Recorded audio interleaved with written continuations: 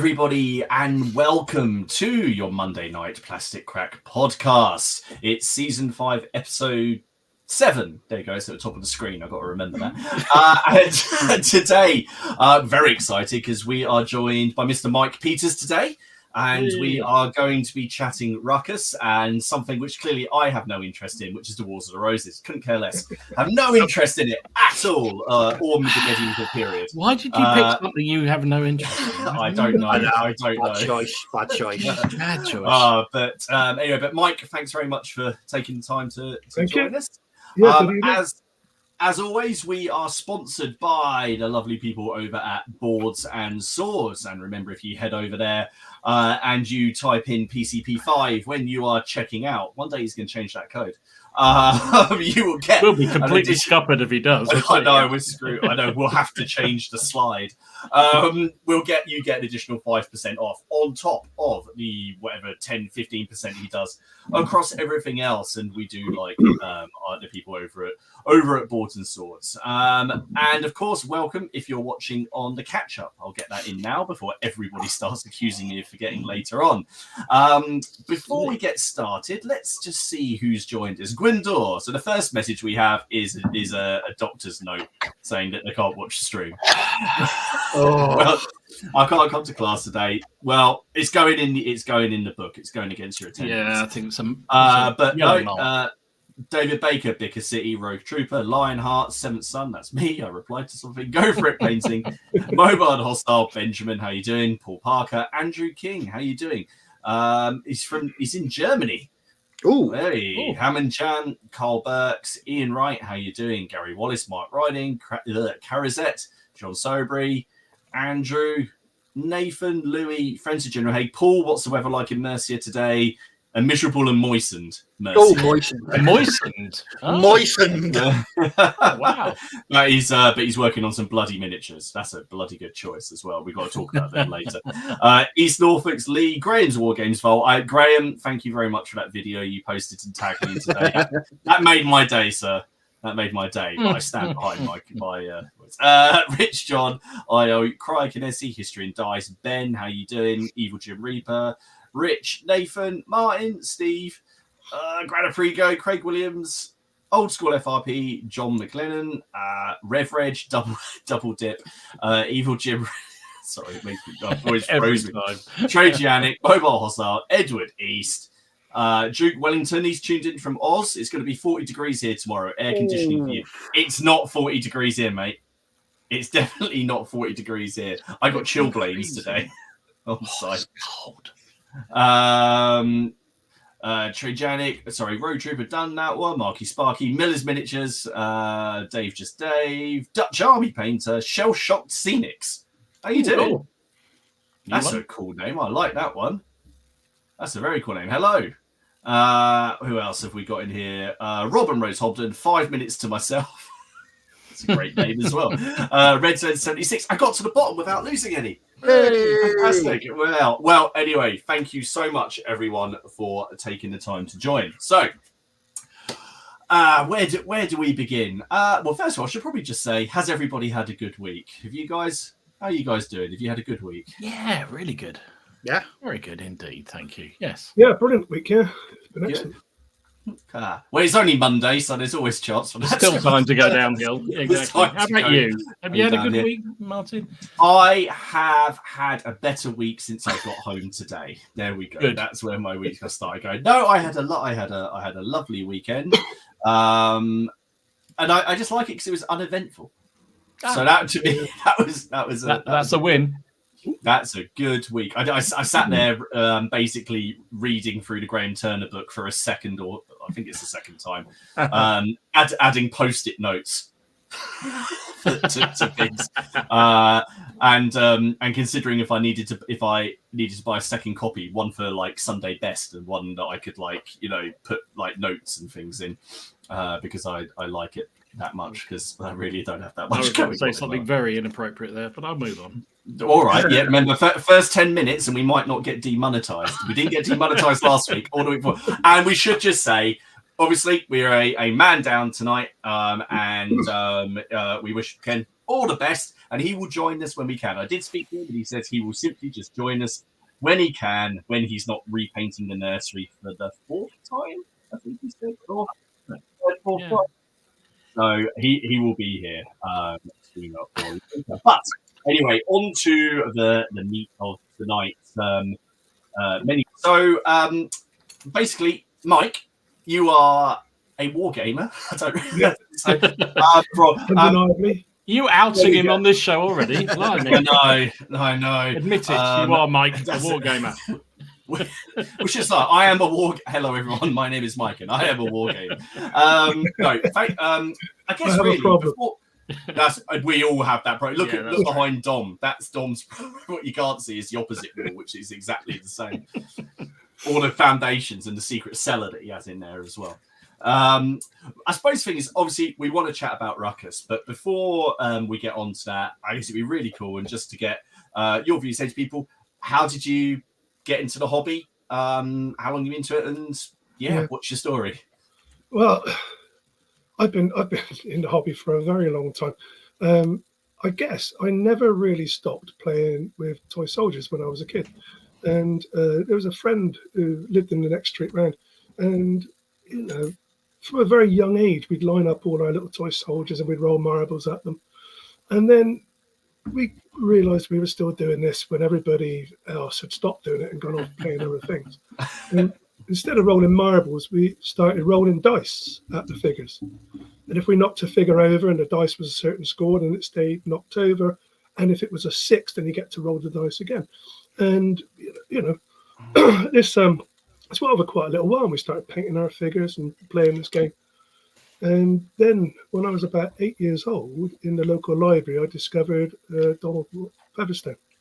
I discovered initially advanced wargaming, which was very technical and way beyond what I was doing. But I was hooked, and I had that book, and I read it. And eventually I got out Donald Featherstone's Wargames, and then I realised you could request books at the library. And by the time I was about 12 years old, I'd read everything that he had. And in those days when you couldn't photocopy or print or get copies or buy these books, I wrote all of them out by hand, every single one, in little textbooks, which I've still got in my 9 to 12-year-old handwriting, with the tables religiously copied out with a biro and a ruler. And I played that for ages. And I got into the Airfix figures. I came over going to Woolworths when I must have been, I don't know how old I was, really, 8 or 9 years old, and buying my first box of Airfix 20mm figures. And £2 shillings and 7 pence. So 13p. And it was, I think, it was Ancient Britain. So it was the first box I bought. And then I bought one every week as often as I could. And I just collected hundreds of them. And I converted them. I started chopping up the Roman ones. I started cutting their armour off, shaving their armour off, and sticking drawing pins into them for round shields, and using my mum's sewing needles to make spears. Converted them into a kind of fantasy army. And I wrote a set of rules for that. And I was probably, I don't know, I really can't put an age on it, 10, 12 years old, something like that. So that's the first time I ever wrote a set of rules. And I've been wargaming on and off all my life ever since. There have been some relationships I've been in where it's all gone into the attic and got stashed away, and I haven't mentioned it at all.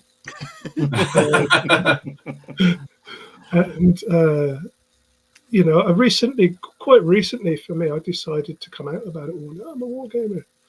And I had to retire early for health reasons. And I decided I would just hobby all the time, and that's what I do. I just constantly wargame, and whenever I can, if I'm not painting figures or converting them or playing games, I'm sitting down and writing things. And it's a great hobby. I mean, it's peaceful, it's creative. It sounds a little bit like you're just one step on from Dom. Dom is technically doing what you're doing, but he still has a facade of work. While he's there, he works where he's sitting now. Sorry to speak for you, mate, but it's true. It's true. Although if my boss happens to have found this, then obviously I work very hard all the time. And yes, absolutely. Everything behind you is totally to do with your work. Yeah. Absolutely. The odd thing about that, really, about my wargaming history is I never actually played in a club game until 3 years ago when I played my first game of Billhooks. And I played my first game of Billhooks at Boards and Swords Hobbies in Derby. There you go. Then, I've never played in a club. The only games I'd ever played were against people in their houses, usually, or in their homes, and the majority of the games I've played probably are solo games. Okay.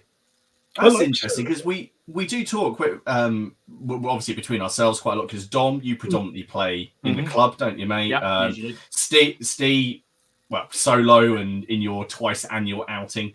I have been out this year. During the 26th of February, I've mingled with human beings once. So, and then I kind of make people come to me. So for gaming, yes. It's a raw visit when you go around to Martin's. I don't know if I don't go that far. Miller turns up and he eats. Oh, that's true. Genuinely, he turned up once, and Haley bought like a whole tray of sandwiches. You know, one of those catering trays. Mm-hmm. He ate the lot. All gone. Sorry, mate. I know. So they were left. They weren't there especially for him. They were left over. Though it did feel a bit like tribute for him coming round to collect. Waste none. Yeah. So would you say it began very much as you like to game? Because what I'm going to do is I'm going to throw up some examples because I've got some good. You've sent me a lot of photos. In fact, I think Mike has won the award for the most number of photos we've ever been sent by a guest. Well, so much so that I'm going to have to delete as we go and then upload in batches. Because StreamYard cried when I tried to do it all in one go. But it's fantastic. So is it because if I can, well, I'm going to throw this because I'm going to get things started on the weird, and I know Steve's going to love this. So yay! That is, first of all, I love the people. The face on that sculpt is amazing. What's the story behind this? Because I was going through your photo. Were you a gamer who then got into painting a lot, or how did that? Or did you just find that you had a natural talent for painting?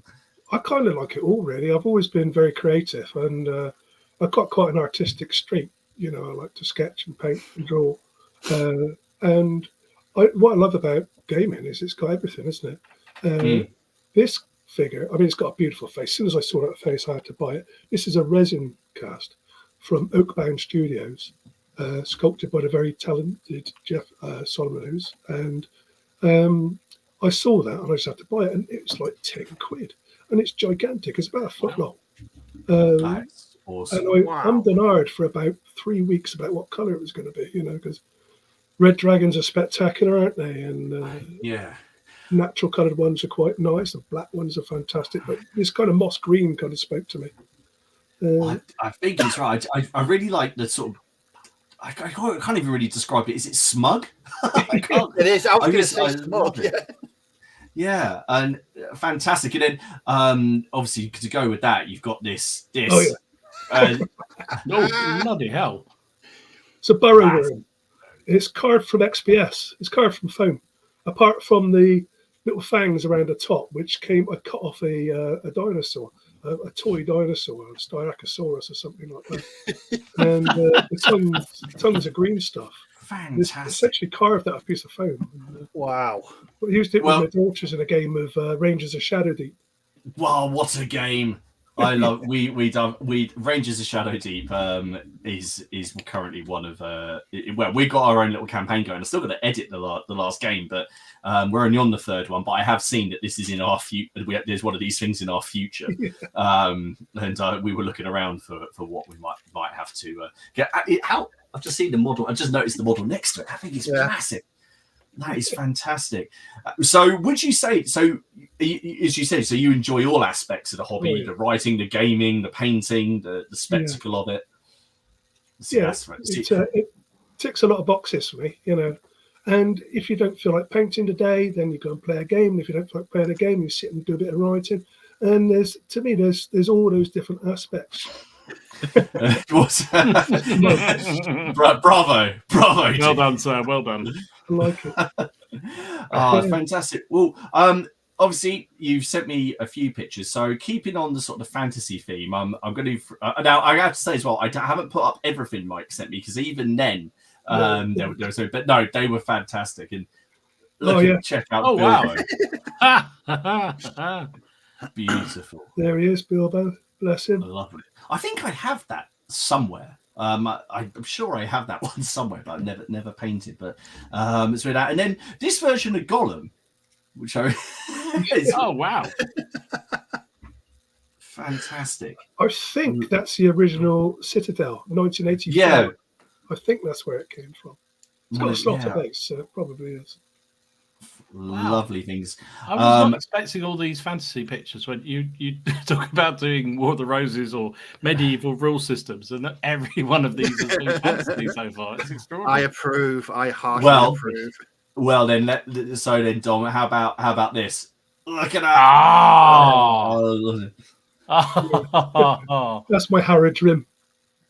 That is Snelly's. I like so, are those scratch built the holders on the back? Yeah, the elephants are. Some of them are sliced toy elephants, and some of them are Papa. They're basically rubber toys. They cost about £6 each, and the howdahs are built from walnut teak veneer and some cheap chain I got from somewhere. I can't remember where. And the drapes down the side of them, I don't know what you'd call those. The curtain things are just newspaper. Yeah. PVA glue. And the designs hand painted. I was looking at the it's all freehand. Yeah, freehand everything. It's fantastic. Very nice. And the actual army itself. I mean, they're all kit bashes. I don't think there's anything there that came straight out of a box. That guy at the front is he's a lead figure. I can't remember where I got him from now. Somewhere in Canada. But most of them are kit bashed because that's what I enjoy most. I think probably all the hobby is cutting up little plastic figures and putting them together and making something.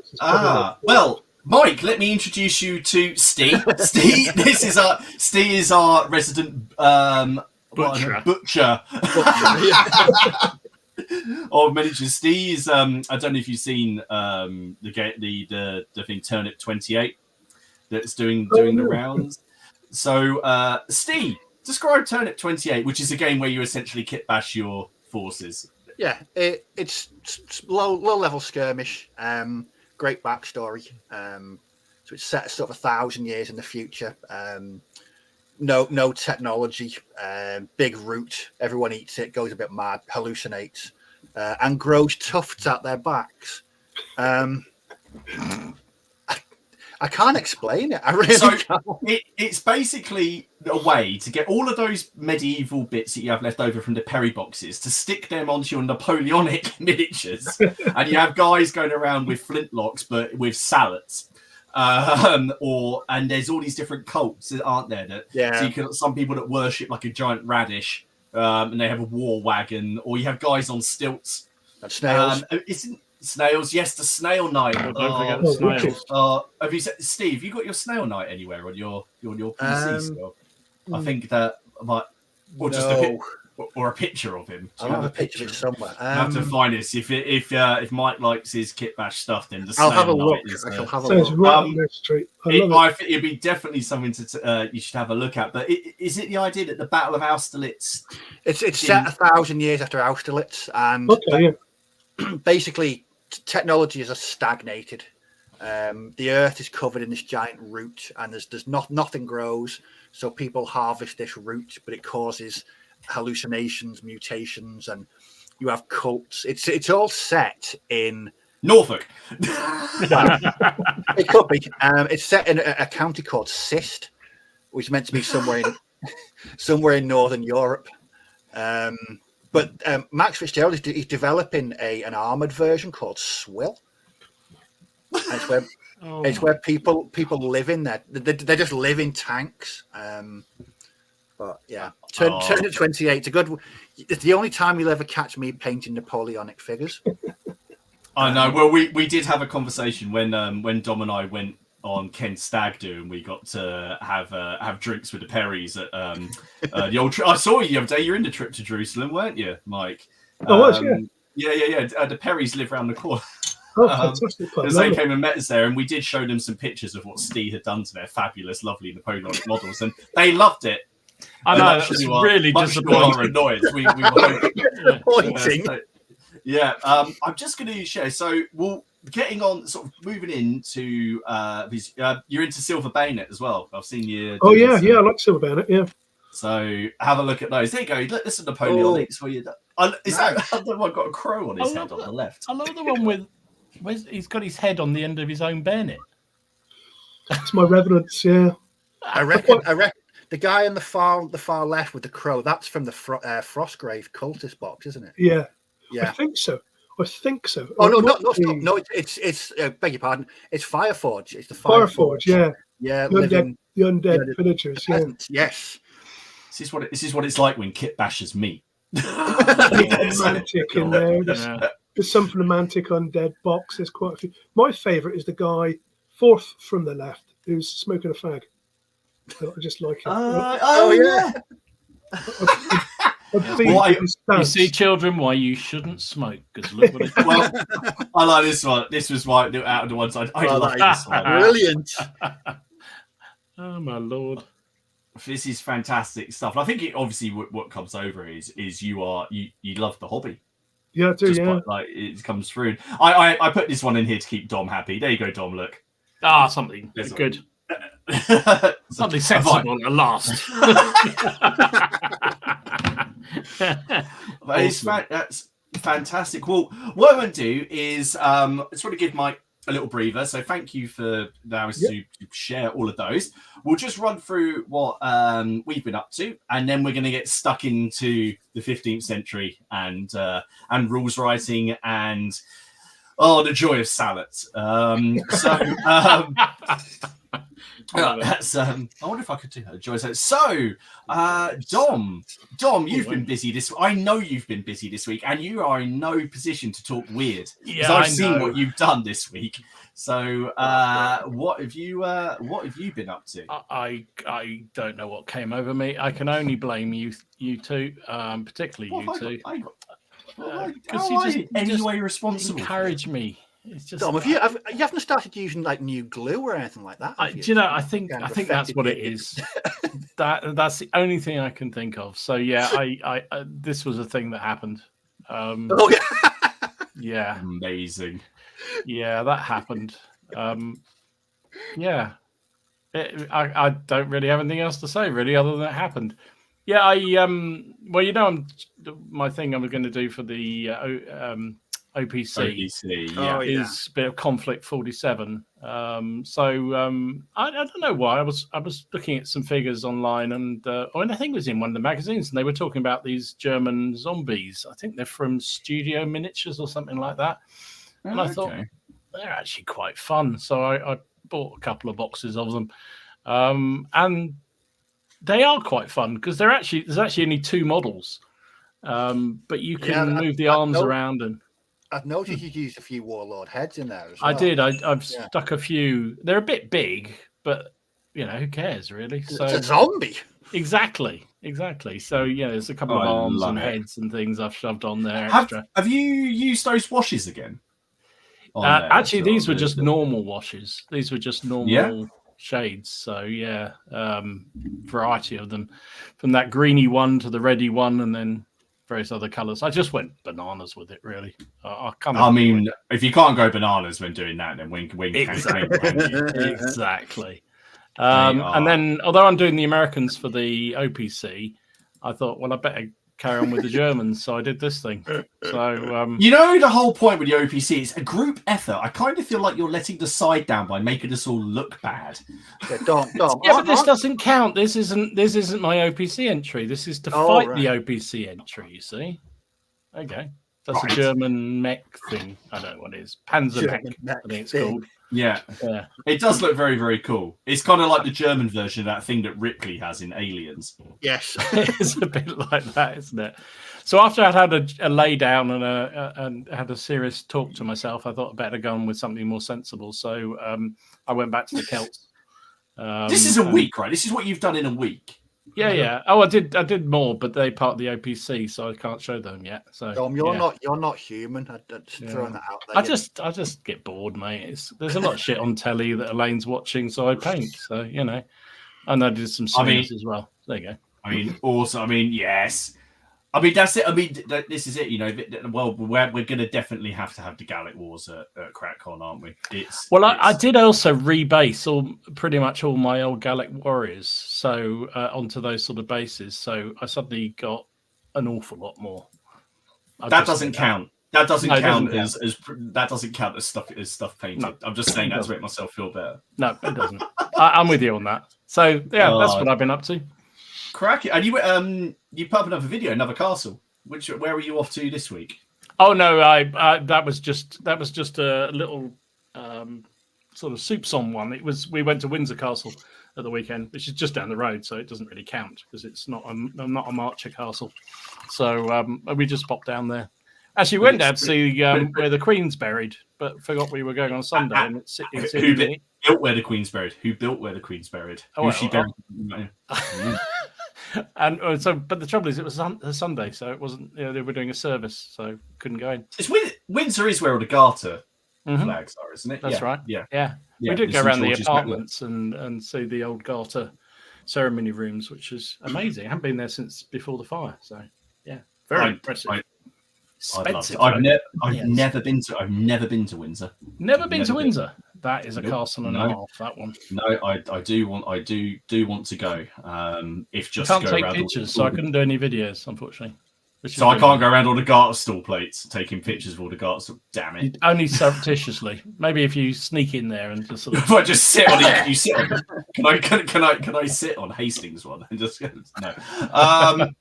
Fantasy. Steve, what have you been up to? Clearly, I know again. I feel like we need a fanfare for what you got up to. Oh yes, we do. I'll do my normal. Well, not normal. I'll do the first thing that I painted first, and then we'll get on to the momentous milestone I reached on Saturday. So, as everyone knows, recently I've been rather partial to painting burrows and badges. Mm-hmm. And so I had a fresh delivery, and I mentioned it in the Facebook group. Order went in Monday morning, delivered Tuesday morning. Oh, they're so quick. I don't know how they do it. I don't know how they do it. Do you think one of those magic sparrows that they model delivers it all for you? Yeah, I'd like to think it can't be the Royal Mail because they get bloody. It does. I mean, it is amazing because it is just Michael and his wife. It is, and I've said it before, and I think Don mentioned it in the Facebook group as well. Michael, he cleans them. He files all the flash off, and they arrive, and there's no prep on metal figures. I mean, what witchcraft is that? So I put in a new order last week, and as soon as I saw the bulldog, I needed to paint it, and so I set to, and I finished that. Beautiful! I mean, that is fabulous. And I ever since we sent it here, I think that one of these should be your Rangers of Shadow Deep character. I think you should use one of these. But that's one of the bigger resin figures. Yeah, beautiful. And normally with burrows and badges, I just sit down and paint them in one session. It took me the best part of 3 nights to paint that. A steady diet of Vimto, coffee, Biohazard, and Sam Kinison. But I managed to finish it. And tonight I've started a cat with an axe. Well, you can't go wrong with that. Oh, is that the one with the top hat? Yes. Yeah, the Bill Sykes one. Yes. I've got that one. I went and I made the cat sit in. Bless him. I made him sit in the room with me. Of course, I couldn't actually get him to look at me at any point because he just wanted to leave. I painted it like my cat. I love that model. That's a cracking model. But onto my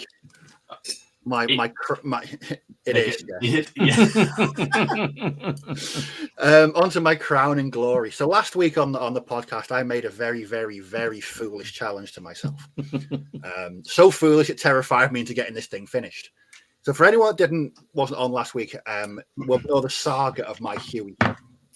So this was delivered in December 2022, and that's how long ago as well. That's how long ago it was, and I lost a door for the best part of 5-6 months. But I found it, and I said if I hadn't got this thing finished in 4 weeks, I'd listen to a Smiths album. And I'm not prepared to do that. So I set to, and I finished it. Hey, well done. And I mean, that's awesome. And the photo, Steve, is just fantastic. Yeah, it is cracking. Fantastic stuff. I finished it. Very nice. Well done. Brilliant. Well done. That is persistence personified. That. Well done. I tell you what, it's amazing the threat of listening to the Smiths does to you, isn't it? Well, everyone on here is just wondering actually if it was more to make you watch Fury. Yeah. Oh God, yeah, I said that as well. That definitely. I mean, the Smiths and watching Fury on the same day. I mean, I could have gone to the human court, the human rights court over that. You were having a moment, weren't you? You promised both of those. You really were. You needed intervention. I did bits over the sort of each night, but then on Saturday I just woke up and thought, no, that's getting finished today.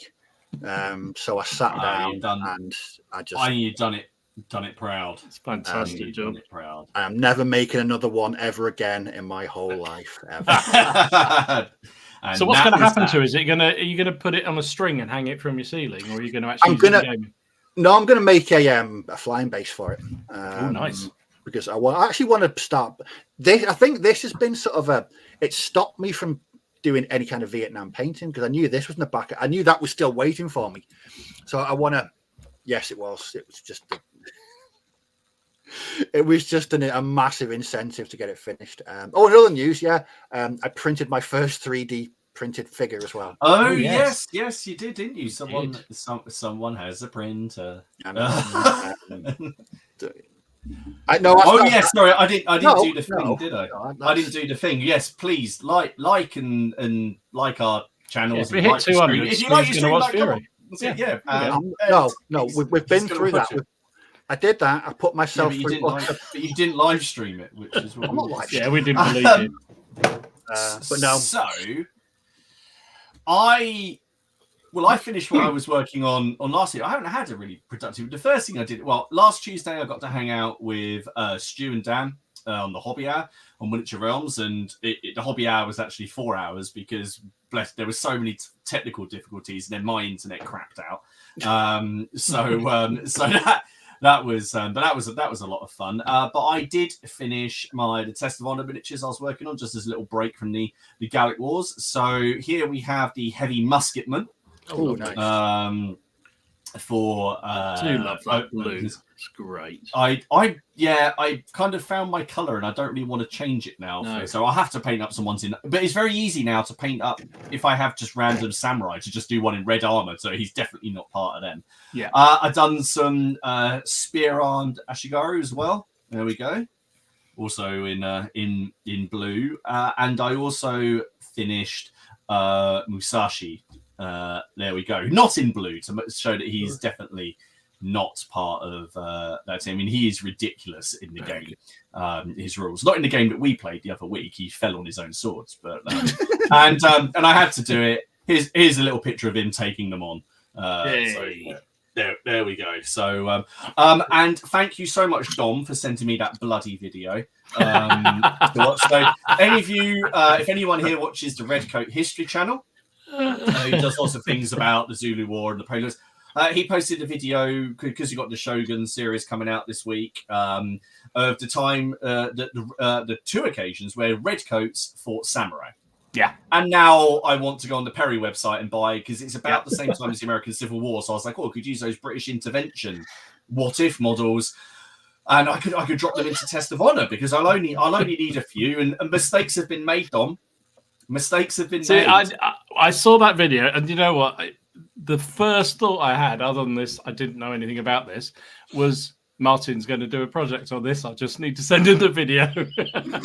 I deliberately didn't watch it. Do you know what happened? Haley was watching Ant and Dec's Saturday Night Takeaway. And I was like, I thought, oh no, this was last night. She watches it on catch up, and I thought I can't deal with this. Oh yeah, well I'll watch that video Dom sent me. Next thing, Perry website, orders in. it's very interesting, isn't it? It's a good video.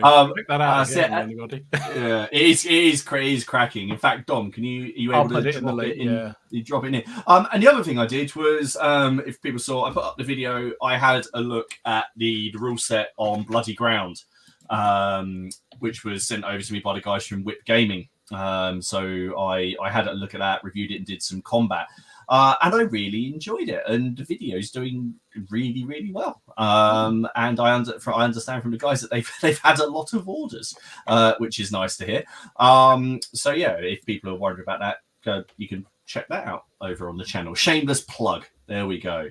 But we're going to leave the 11th century and helicopters and things behind, and we're going to get to the meat of why we're here. So, Ruckus. I don't know where to start. I mean, I guess the best thing to do, and what we've done before when we have people on who are talking about their rule sets, is to say, Mike, can you give us like the elevator pitch for what Ruckus is? If you've got 30 seconds to tell someone about what the game is, can go. Okay, so Ruckus is a medieval war game. It's a skirmish game. It's a very small scale. So you have a retinue of 12 characters, led by a knight who's your captain. He has 2 squires to support him. And in the War of Roses version, they have 3 billmen and 6 archers, and that makes up the whole retinue. So you only have 12 figures on a side. And the game is randomly activated. It's activated on cards. It uses fairly simple mechanisms that are layered to produce more complex results. We use playing cards for various things. And there's a few kind of innovative systems in there, I think, that give it a distinctive flavour. So the idea of it is that it's an enjoyable, fun game that if you play well, if you use certain tactics, you'll do well at. But basically, it's about creating narratives more than trying to win a game. And in its basic form, you have a set scenario. There are 10 scenarios initially. And you try and achieve the conditions of the scenario. And so, yeah, that's it really. And it's fairly simplistic. You roll a dice to hit things. You roll a dice to save from things. There's quite a complex, well, not complex. It's a simple, but I think fun melee system. You have 2 types of characters. You have heroes. That's the captain and the squire. And they have skills, and they're quite tough, really. They're quite hard to kill. And then you have the retainers, which are the billmen and the archers. These are pictures taken at the Wargames Illustrated studio. I must say that the pictures you sent me just look stunned. They are awesome. They really are cool. And it should probably say as well that we've been sort of chatting on and off now for probably over a year, probably getting on for a couple of years, because we sort of met in the Billhooks group, and I had obviously the idea of what I wanted to do, and I just wanted to get some opinions other than these two down here on what I wanted to do, and it has been fascinating as a sort of an observer, just seeing how this has developed from these initial photos that you were posting in the Never Mind the Billhooks group of just trying out this skirmish game, and then it's kind of taken on a life of its own. And I really like the idea here. So you've got your lord, and you've got a couple of squires to. Oh, there you go. First question: table size. 3x3 or 4x4 foot, depending, really, or anywhere between the two. Hey, look at this. There we go. Look at that. How's that for a picture, guys? Yeah. There we go. That's in the studio at Wargames Illustrated. This is a game that Mark and I play. My mate Mark and myself went to Wargames Illustrated, and we played a demonstration game there for them. And all the scenarios are kind of interesting. This one is called "Oh Brother, Where Art Thou?" And the story behind this scenario is that a spy with information about the king has been found in the locale. One of the local knights is aware of him, and they start to track him down, and he goes and hides in this monastery and disguises himself as a monk. So the 2 retinues enter from opposite corners, and there are 5 monks on the table, and one of them is the spy. And you'll know who he is because he's got 9 fingers. He's got 1 finger missing on his hand. So there's a little deck of playing cards of 5 cards, 4 10s and a 9. And every time one of your heroes gets near to one of the monks and grabs hold of him, you turn up the cards. And of course, if it's the 9, then you've captured Ambrose, the 9-fingered spy. Then you've got to get him off the table. So that's one scenario. Each scenario has a story similar to that. Something we've been talking about on the stream a lot recently, which sort of was born out of we started talking about competition gaming, and then last week we were saying, is that a perfect war game? And that partly sort of fed into sort of to today, really. And part of that was people's now desire for sort of more narrative gaming, and actually, is just a place that, because you can have your points-based games and have your nice competitive game, and that's great building a list. And then sometimes it's just nice to get the scenario, get some figures on the table, and not have to worry too much about building a list. And the way that you've just put this across is that's it. There's just 12 guys. That's your starting warband and go. So Steve could just kit bash together some build. Steve, have you still got any of your Wars of Roses stuff, or did you put it all into Turnip? I think I've got some. I keep finding bits and pieces everywhere. I think I only actually painted 12 as they should be. The rest were. There you go. You got a Ruckus retinue right there. There you go. That's fantastic. And I mean, what this is, Craig has just said this on here, that it's what a great mechanic using the card and the story for the game.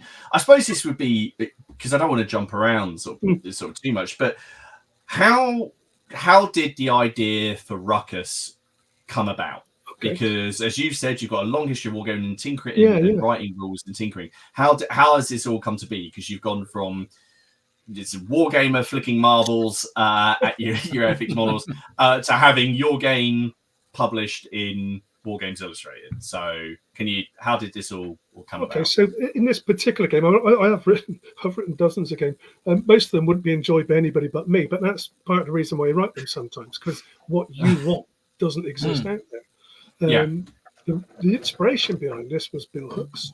Andy Callan's written a brilliant game of Billhooks, and it's really a game using traditional wargaming rules. I mean, everything in there has been done before by the Featherstones of this world and the Grants of this world.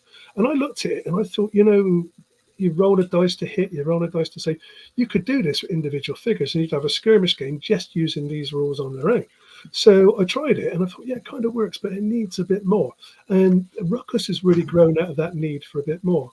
And the real impetus for it was in Billhooks, if two commanders meet in a melee, they can duel, but they duel by using rock, scissors, paper, which I think is a bit wet and it's a bit boring. So a gamer called Stuart Smith mentioned in Facebook about an idea he had, whereby you give each of these characters a dice to roll to see if they can hit the other person. You roll off against each other, and whoever scores the highest wounds the other person. And I thought that could be an idea for a duel system. And that's where we got the duel system for Ruckus, which kind of ties the game together. So essentially what happens there is, for each of your heroes, you have attributes, and one of the attributes is how many attacks they have. And for each attack they have, they roll a d6 in melee. So a knight has 3, a squire has 2, and the retainers all have 1. And so you roll your 3 dice, you try and hit 4 or more to hit the opponent. And if you had it just like that, that's fairly simple and that works okay. But what I decided to do was add a bit more to it. So all the heroes and the billmen have got a trait called Skilled at Arms. And Skilled at Arms is a set of 3 skills. Thrust, excuse my terrible memory.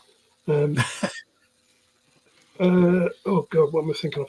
Thrust and a blocking 1 and oh God. So you have to excuse me since I've had the brain. No, absolutely no. It's fine. But when you're sword fighting and you block somebody, parry. That's what I'm looking for. Thrust and parry and block. So if you decide to thrust, you can do one of these with each melee. So you've rolled your 3 dice. You can decide to thrust. That is that you re-roll one of your dice. Or you can parry. That means you re-roll one of your enemy's dice. Or you can decide to block, in which case you roll an extra dice before the melee is declared. So before any dice are rolled, you declare your blocking, and you roll an extra dice. And with that one, you don't cause any hits on your enemy, but you nullify his hits. So you're just trying to defend. Yeah. And it's really simple. It's a really simple system, but it's produced some really exciting games. And what you get is this kind of cut and thrust. It's a bit of Errol Flynn and Basil Rathbone, backwards and forwards. I was going to say, you get this moving sort of combat. You have this. They become very much these one-on-one things. I'm going to. You have 3 rounds of melee, so it goes on for 3 rounds, and unless somebody dies beforehand. So that's kind of the main mechanism in the game. Really, is the combat, and it works well. We've got a system. The game should be heroic. The basis of this game is that it should be fun. I've tried realism. It doesn't work. You can't have realism in games. Historical accuracy doesn't exist because it depends which historian you ask. So, everyone's got a different view on it, haven't they? You come to the 15th century, everybody's got a different idea. No one can decide how these armies lined up or how they fought. Nobody knows. No. And no one knows because there's no evidence for any of it. And so I thought, simple individual mechanisms and a game that is fun and engaging rather than going for historically accurate. What I was going to say, sorry, there but we almost, there's more evidence for what you're depicting, not the combat necessarily, but the actions that took place here, than there are for the methods by which the armies in the Wars of the Roses fight. Yeah, sure. Yeah. If we talk about the Wells incident, where where the manor is attacked and they burn it down, and then that precedes the Battle of Loosecoat Field and the Wells uprising. There's the Bonneville Courtney affair, and of course there's the attack on the wedding party, the Neville wedding party, where the gallant Nevilles are set upon by the horrible Percys. And not that I favour one. It's a bit of bias there, I think. I don't think so. It's a time of unrest and misrule, and there's little scraps going on all over the place, aren't there? And these family feuds.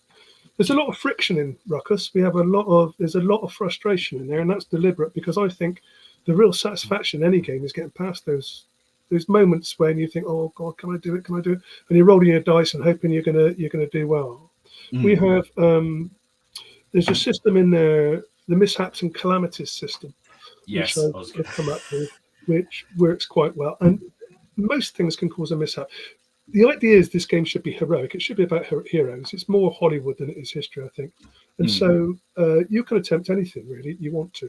You can climb a rope and swing across a chandelier and jump off from a horse onto a wagon. And every time you do that, you have to roll to see if there's a mishap. If there's a mishap, you just can't do it. And also you have to roll to see if it's a calamity. And the calamity is you roll 2d6. And if you roll under the current turn number, then it's a calamity. And the calamity is normally disastrous. So, for example, shooting. Every time you shoot, there's a risk of mishap. Every time you shoot, if you roll a 1, there's a mishap. And the mishap might be that you've just dropped your arrow. You don't get to shoot this turn, or the string's broken, you need to replace it. And then you roll to see if it's a calamity. You roll 2 dice, and if it's less than the current turn number, then either your bow's broken or you've run out of arrows. So that kind of takes care of the logistics of as the game goes on, the likelihood goes up, and I can tell you right now that I will be the calamity on my. They don't call him Calamity Martin for nothing. I mean, well, hang on. Robin is slightly worse than me. It was his cannon that exploded on the walls of Winville Castle. My money's still on you. But yes, no.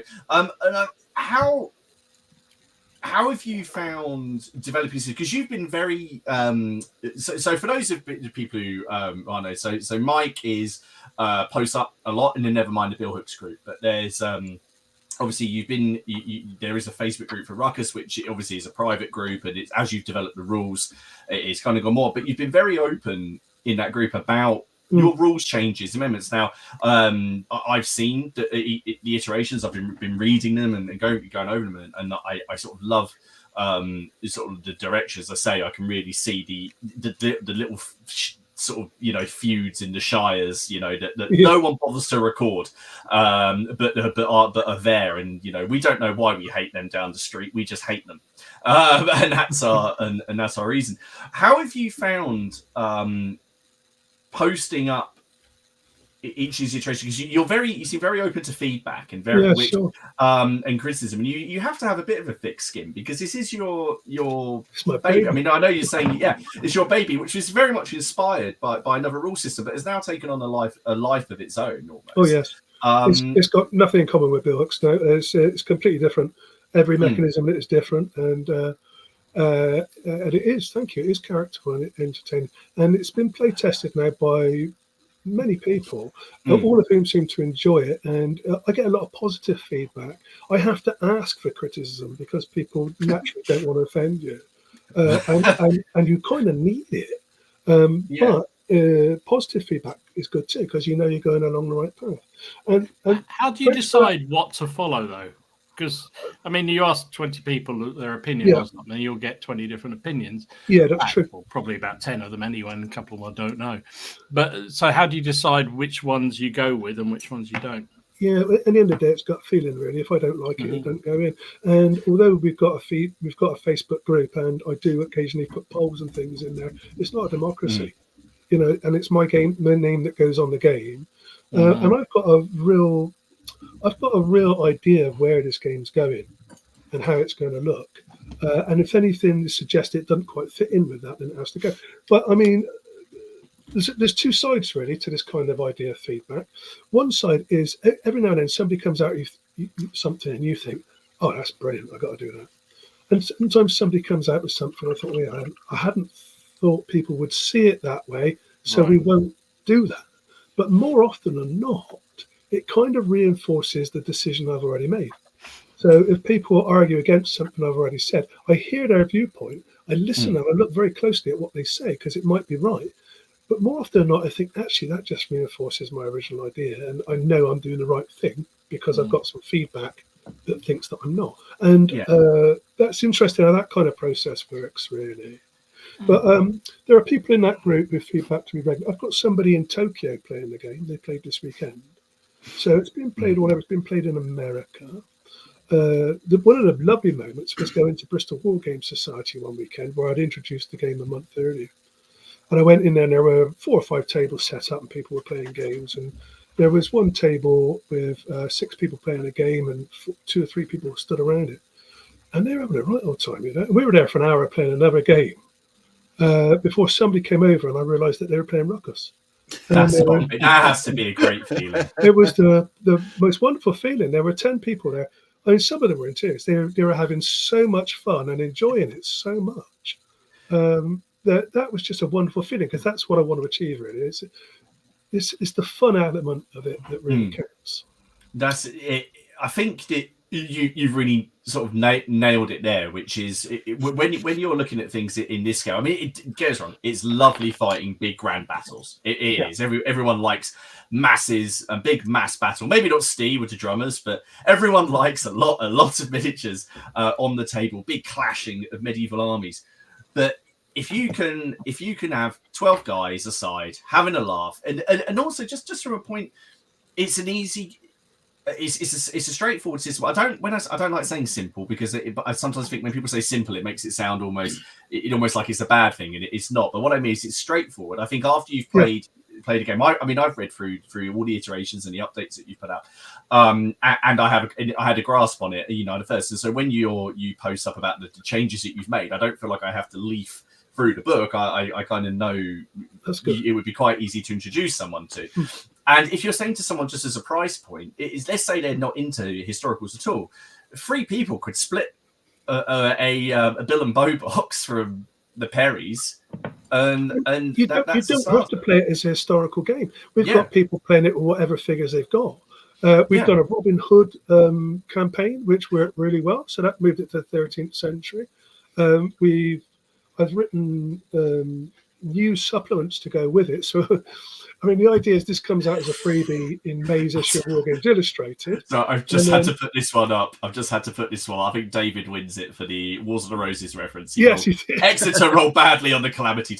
Exeter is Dom's man down here. Dom is an Exeter man. Only because you told me he was an utter bastard. I thought I had to have him. Yeah. He is the epitome of a bastard. Yes. He is horrific. We've got a character from him in Ruckus, and he's a bastard in Ruckus.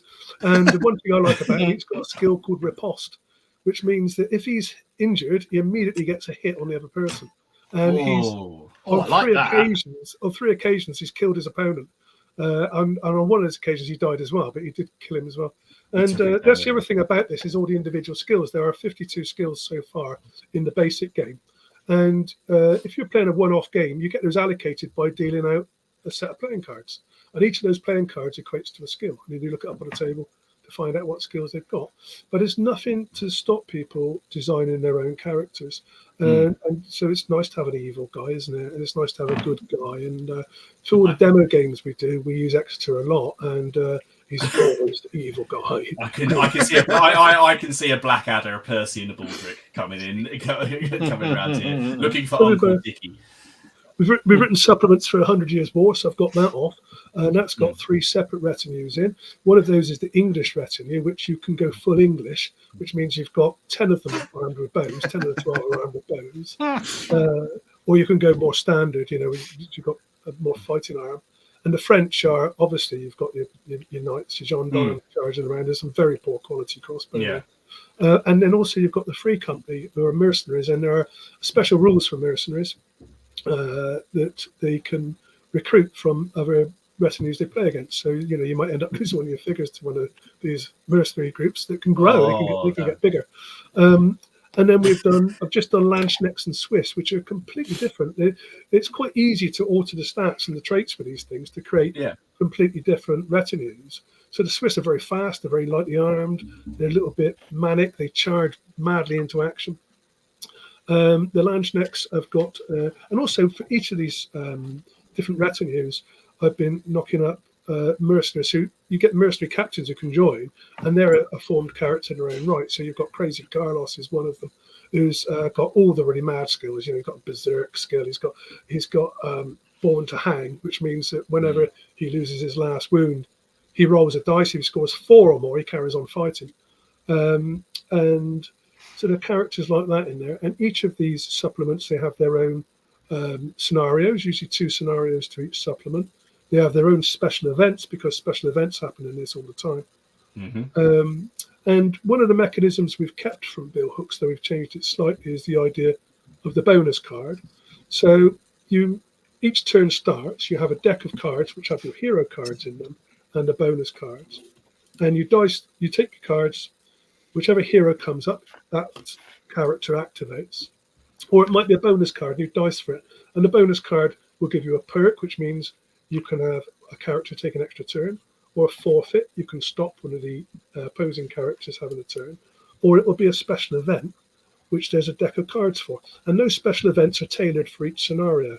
So it'll be a different set of special events in each scenario. So Ruckus really is a different game every time you play it. And when you play the different scenarios, each of those scenarios has a distinctly different feeling to the previous ones. One of my favourites is set after Barnet, and it's called Fog of War.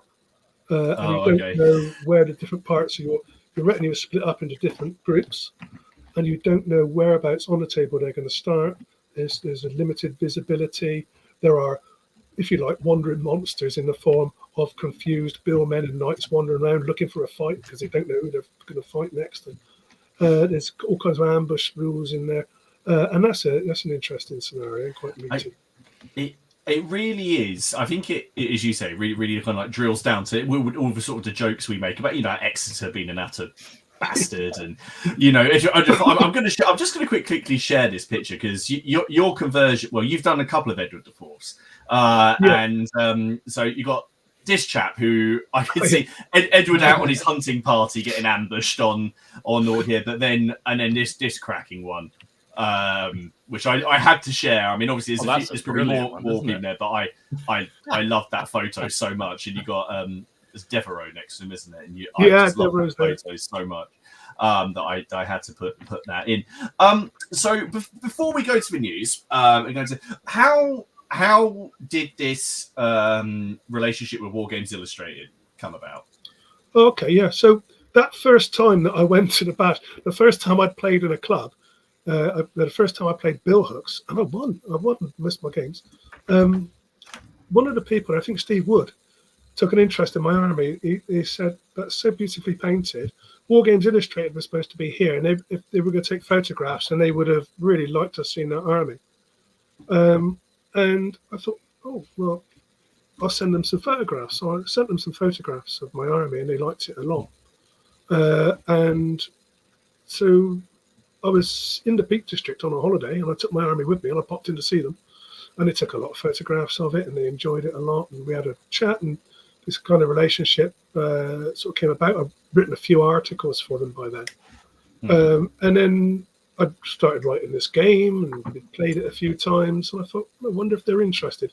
So I sent it to them. It was only 2 months old by then, and it was only half written, really. I mean, it's a different game now from what it was then. And James, the project manager, said, yes, we're very interested in this. We like this.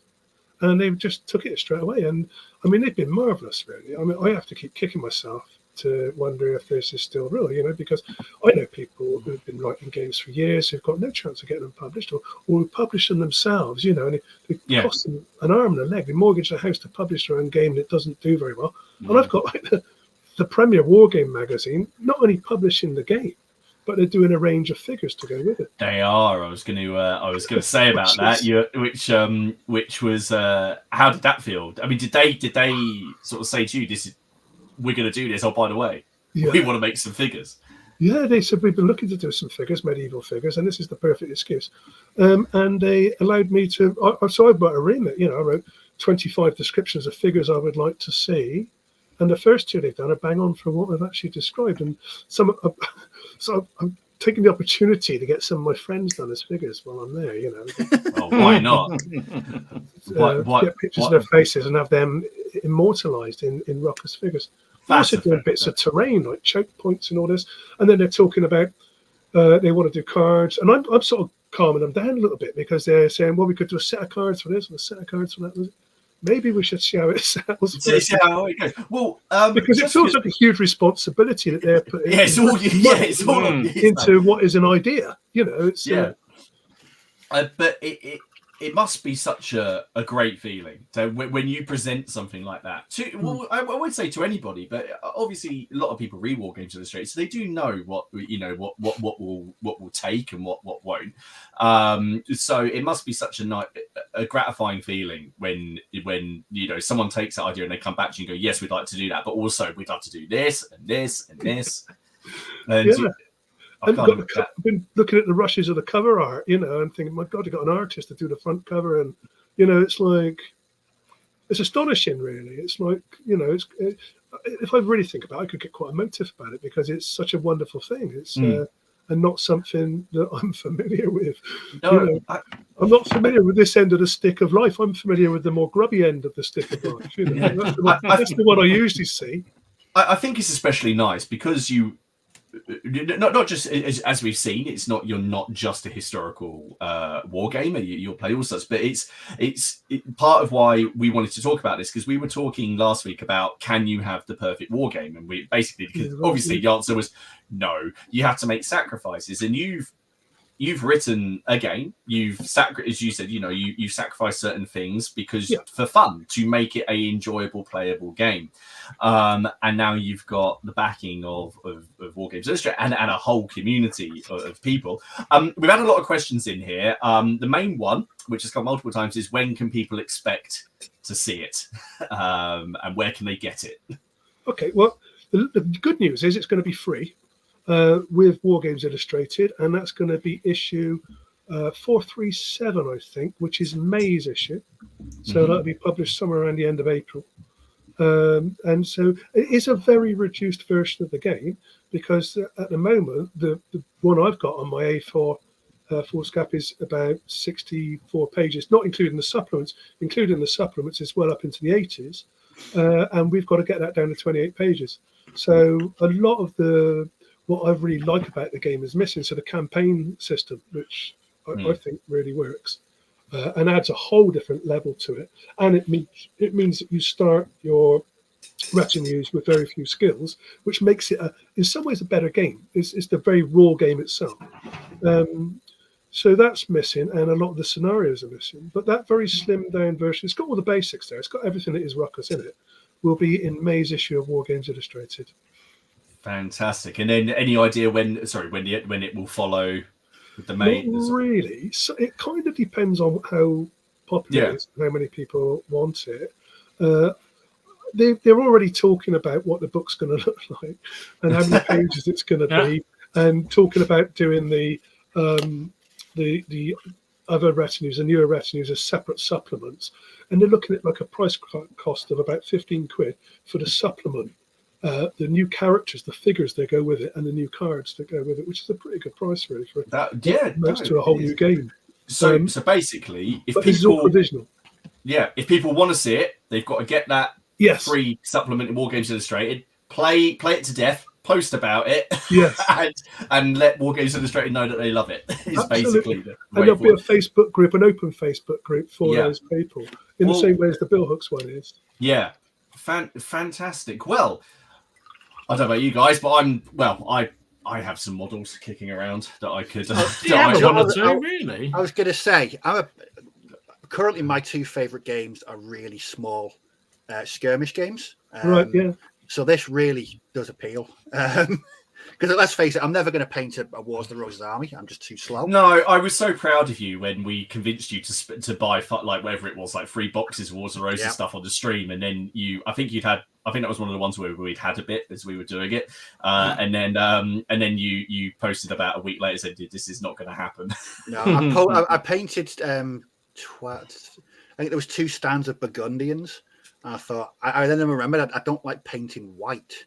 Yeah, there's a lot of white in Wars of the Roses, or at least the grubby, kind of grey, kind of brownish white. Anyway, but with skirmish, you could make them individual. He's got shitty brown trousers. That's why he's but no, I think the small scale narrative games, because I play like Space Weirdos and the Doomed, and they're both low figure count, low table size, fast paced. Yes, like Martin said before, simple is not the way he described sort of that kind of game. It's more the mechanics just make it a lot easier to play than thumbing through, a 200 sorry, that was the wrong one. That was the one I wanted to put up. There he is. Sorry, I wanted to pop him up. So I was hoping there was going to be there. I can see a lot of scenarios where Henry's getting handed around like a bag between everyone sitting under his tree, or just a game where Henry's chasing a butterfly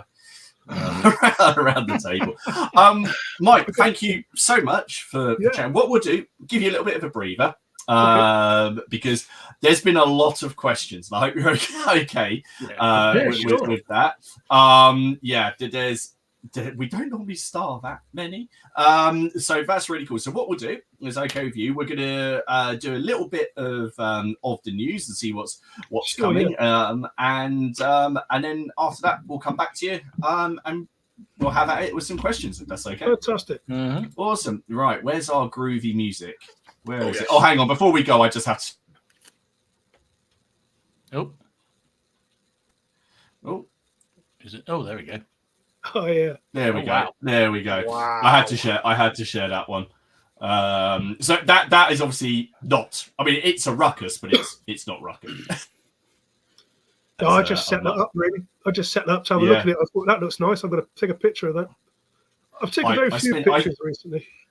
Yeah, I spend more time now setting up my models for pictures than I do painting them. You do. So, oh, and Steve, can I just share this with Mike? You've just got up and I'll share you. So this is Steve's Snail Knight. Oh, wicked! I love it. How big is that, Steve? It's quite big. It's a garden centre ornament, wasn't it? Oh, that's beautiful. And that basically sums up Turnip 28. That picture there sums it up. Basically, it is a fascinating thing, and I've done some for it as well. I had some of the the Perry 28mm Prussians kicking around, and some obviously plenty of Wars of the Roses bits. So I thought I'd use those. But right, let's get on with some news. We're going to put up the not at all sinister. Oh no, it's not sinister anymore, is it? It's not sinister anymore. No. No, right.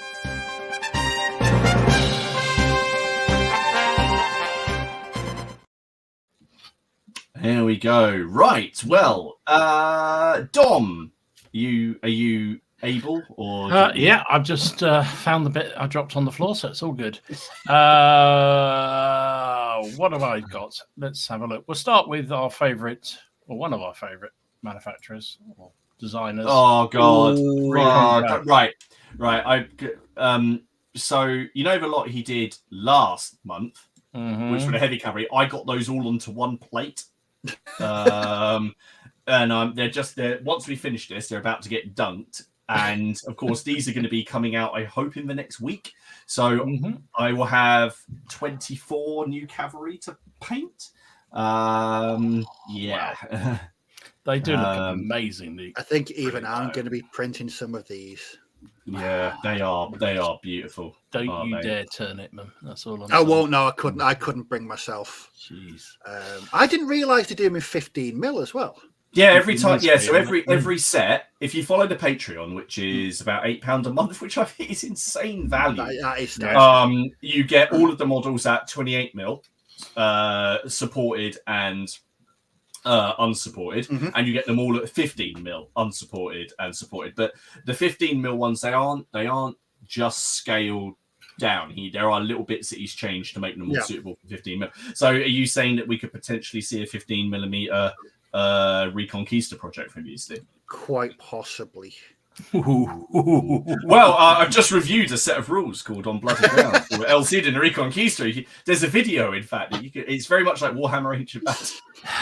Right, moving on. Also, this is the other part of the March launch, which is these nobles, which are, I'm sure you'll find a use for these, Martin. Well, I just love the, I like the haughty nobles, but without meaning to sound at all sort of tongue in cheek, I love the women. I just think that it just actually in poses where they're doing something and they're not just sort of just blindly standing there. They're actually there's some emoting or like the one on the left looking terrified. So yeah, but no, they are cool. Really good. I know this will get Andy moist, so warning, Andy, get the towel ready. So Bloody Miniatures went on sale today, I believe. That's the infantry unit that he's done. 20-man pike and shot unit. Did you see what he said about the pikes though? So the pikes, so they are supplied with drilled hands, so you can put your own pikes. But he will also supply pikes. He's got some made out of a not out of soft white metal. They are a very rigid metal that basically, unless you're trying to snap it, it won't snap. But you have to order those with them. There's like £1.50 for a set of them. But you can order everything is pre-drilled. And like the Burrows and Badgers miniatures, obviously he this has been posted. They only went out today. I don't think Andy slept since Richard announced these. I don't think Andy slept. He's just been waiting for the order day. He can go and sleep for a week now. It's like Christmas. They're nearly here. Yeah, I mean, that's again another project. You know, Rich. Rich posts up quite a lot of really nice Wars of the Roses stuff as well, and he obviously started doing this project. And the first we had him on, didn't he? And he only had his first 16 miniatures, and he said, I don't really know how this is going to do. And what's this, wave 6 or 7 now? Yeah, something like that. Yeah, absolutely. Another passion project. You got to be careful with these. Something that got me excited was North Star talking about their latest Boxer launch. So these are Japanese cavalry. For the Boxer Rebellion. Could also use them for later periods of Japanese, Russian wars, all sorts of things with those, I think. And they got dismounted variants. So if you're doing a skirmish game and you want to dismount the cavalry, or you just in the battle generally, you want to do that, then you can. So I thought that's really clever. So nice look. I do like North Star miniatures. They just paint up beautifully. So that's them. For your weirdos out there, Frostgrave. Apparently there's a new pre-order of a new supplement. I do like Frostgrave. I do like Frostgrave, yeah. There you go. I know nothing. That's all I know. I'll leave it to you guys on that one. I did notice Skytrex, which is obviously now part of Warlords and running a lot of their some of their other games, but they're doing cool things now. They've launched a range of new ships, including this one, which is HMS Medusa, which apparently the proceeds are going to a charity that's actually renovating a harbour defence motor launch Medusa. Oh, that's cool. Which I thought was a really nice. Yeah, that is. Yeah, that is nice. Okay, that's really cool. So it's interesting because I think some people thought when Cruel Seas and Blood Red Skies went to Skytrex, it was going there to die. But I think they've continued to invest in it quite heavily by the look of it. So, I mean, there was about another 6 or 8 boats, I think, coming out for that. Very cool. So, yeah, really interesting. Peter Pig, don't often put them up, but Peter Pig has a new range of English Civil War officers, 15 mil. I know from personal experience, these fit in really nicely for scale-wise, if you're obsessed with that, with the epic Warlord stuff. They work very nicely indeed. So one of the problems with epic for me is the cavalry. You could just replace them all with Peter Pig. There you go, because they are really good. God, blimey, still more. Also, 15 mil is an image. 15 mil trousers fair. Okay. Warlords also showed off. They've been quietly adding to their sort of Napoleonic smaller nation ranges over the time. So these are obviously Spanish Napoleonic batteries. You've got these 8-pounder on the left and the howitzer on the right. Yeah, I imagine they'll be done. I think they're in the Warlord resin. But they look like they are. They do, don't they? So that's good.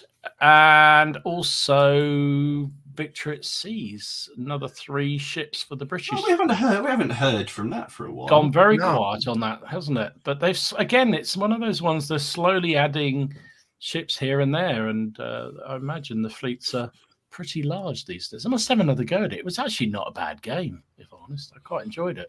Is that one of the ones you played against Ken, and then you were going to play a load more? Yeah, and he never did. Yeah, and he never came back. What? Who's Ken? Never heard of him. And finally, for me, because I know you got loads, there were a lot of kerfuffle about Achtung Panzer. And the fact that why haven't we got rule books and why haven't we got this? So Warlord, as we kind of suspected they were always going to do, said, yeah, we're always going to do this. So they put on pre-order the rule book alone. I can't imagine that they actually weren't. They just they bought it forward to keep people happy. I think they had a plan about what their plan would be, but they didn't necessarily tell anyone. But Steve, you've pre-ordered this, haven't you? I know you have. I did. I had a moment. Like I said, the Facebook group. It was a Friday. The sun was out. I was finishing work early. I had a cold beer waiting for me. I thought, why not? I'm feeling a bit adventurous. And I ordered the big bundle. It does look cool. Cool. So there you go.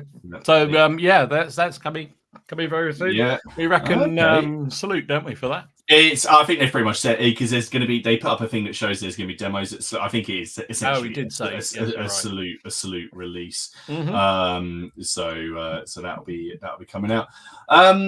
So the things that I've seen, Wargames Atlantic have put up some fantasy stuff. This is the concept for some elves they're working on. Now I assume this is going to be one of their plastic kits and not a printed one. I quite like that one. I like the sort of really sort of pointed out, although I thought for a moment he had one massive arrow behind him and then realized it was a few. I quite like those. I mean, again, they're just the kits are. I like that they have a sort of a scattergun makes it sound disorganized, but I like that they deal with a variety of periods. So they'll do something like Great War, then Napoleonic, then fantasy, then one after the other, rather than just stick to one. So they're on the horizon. Steel Fist Miniatures, so kind of along the line of what we're talking about tonight. They have a new set of the dollies that come out, which are essentially new bodies that are compatible with the Perry arms, because you get a lot of leftovers from those Perry boxes. So here we have ones in Brigandines, which are very, very nice. These are the master versions. They're going to be putting up some of the cast ones soon, but I think these are going to be out in the next couple of weeks.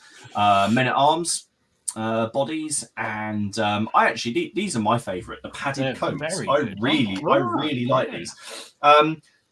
In fact, the two of these packs would do you for a warband for Ruckus, wouldn't it, Mike? Absolutely. I've already ordered these. Yeah, I've ordered all of them.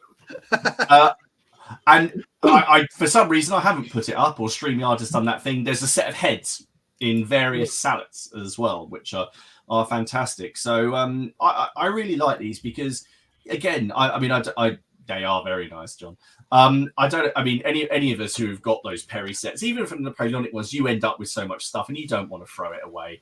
And these are just another way forward, and you get some really nice. You're on mute. Oh, was it me? I think it's you. Oh, I think it might. Oh, you, Mike. Can you hear us, Mike? Oh, well, hang on. Maybe it will come back in just a second. Me? I can't hear you. Hang on 1 second. Also coming up, we have from TT Combat. This is the game Relics. And this is a re-release of a game that came out a few years ago, isn't it? Steve, could you see yourself? Yes, very much so. They're so cool. Don't know why. I mean, they are cool. I remember it when it was released. It was quite a it was quite a big thing when it was released. I remember it being released in like a little tin, but something to look out for if you like the weird, like literally war dollies. So something to check out. That's bizarre. It really is. And then what have we got up here? Blood and Steel. So right, so blood and Steel. Why can't I hear them? Oh, basically, it's Blood and Steel is a this is from the Blood and Plunder people, but they've got like this little set on their website at the moment, where you get some Confederates and some Union. You get their dice, and you get the Order dice as well. So we've got that, and then it's a lot of news. Conquest has posted up these. So they got their new army called the Sorcerer Kings, which just take a look at these. Oh, I thought those were really nice. I mean, they're a unit. They're not even the biggest thing, but yeah. So you want some? I don't think these are actually genies or gin. I think they're ifrits. I can't. I'm not too good on that. But look at the details on these, and I've got mine to paint up for these. So lots of really nice stuff on the horizon. Of course, the other thing I will add to the line here is we have the schedule for March. Look at that. We're actually on time. My God. Next week we are on Dom, whose topic is when is it time to quit? That's it. I'm selling it all. Starting tomorrow. So there we go. Then the following week we are with Steve, and we have some community guests again. Ooh, who's it going to be? Notice we changed it from mystery guest to community guest. A week after that, it's time for me, and we're going to be looking at some wargaming confessions. Now, these can be as serious or as lighthearted. Please don't let Ken come back for that week, please. I don't know. Right, please. The week after that is to be confirmed because the 25th of March is my birthday. So I won't be here because I'll be turning 40. So I'll be crying somewhere in the corner of a room and trying really, really hard to remember what my 21st birthday was like. You won't be able to remember. Okay. You'll be too old, mate. Yeah. Must say the week after that is a bank holiday, and I don't think we're running it that day, are we, guys? No, probably not. But we will confirm. But Mike, can you hear me all right? Are we back? I can now. I have a technical problem, but I think I'm there. That's all right. We suffer with those all the time, and I think it wouldn't be a show if we didn't have any. So right, good. What we see? Good grief.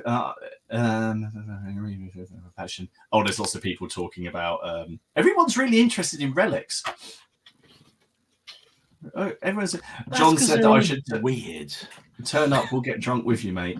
Hello. He's back. Look, he's back. Sick note's back. Hello. How you doing, buddy? Are we allowing How you doing?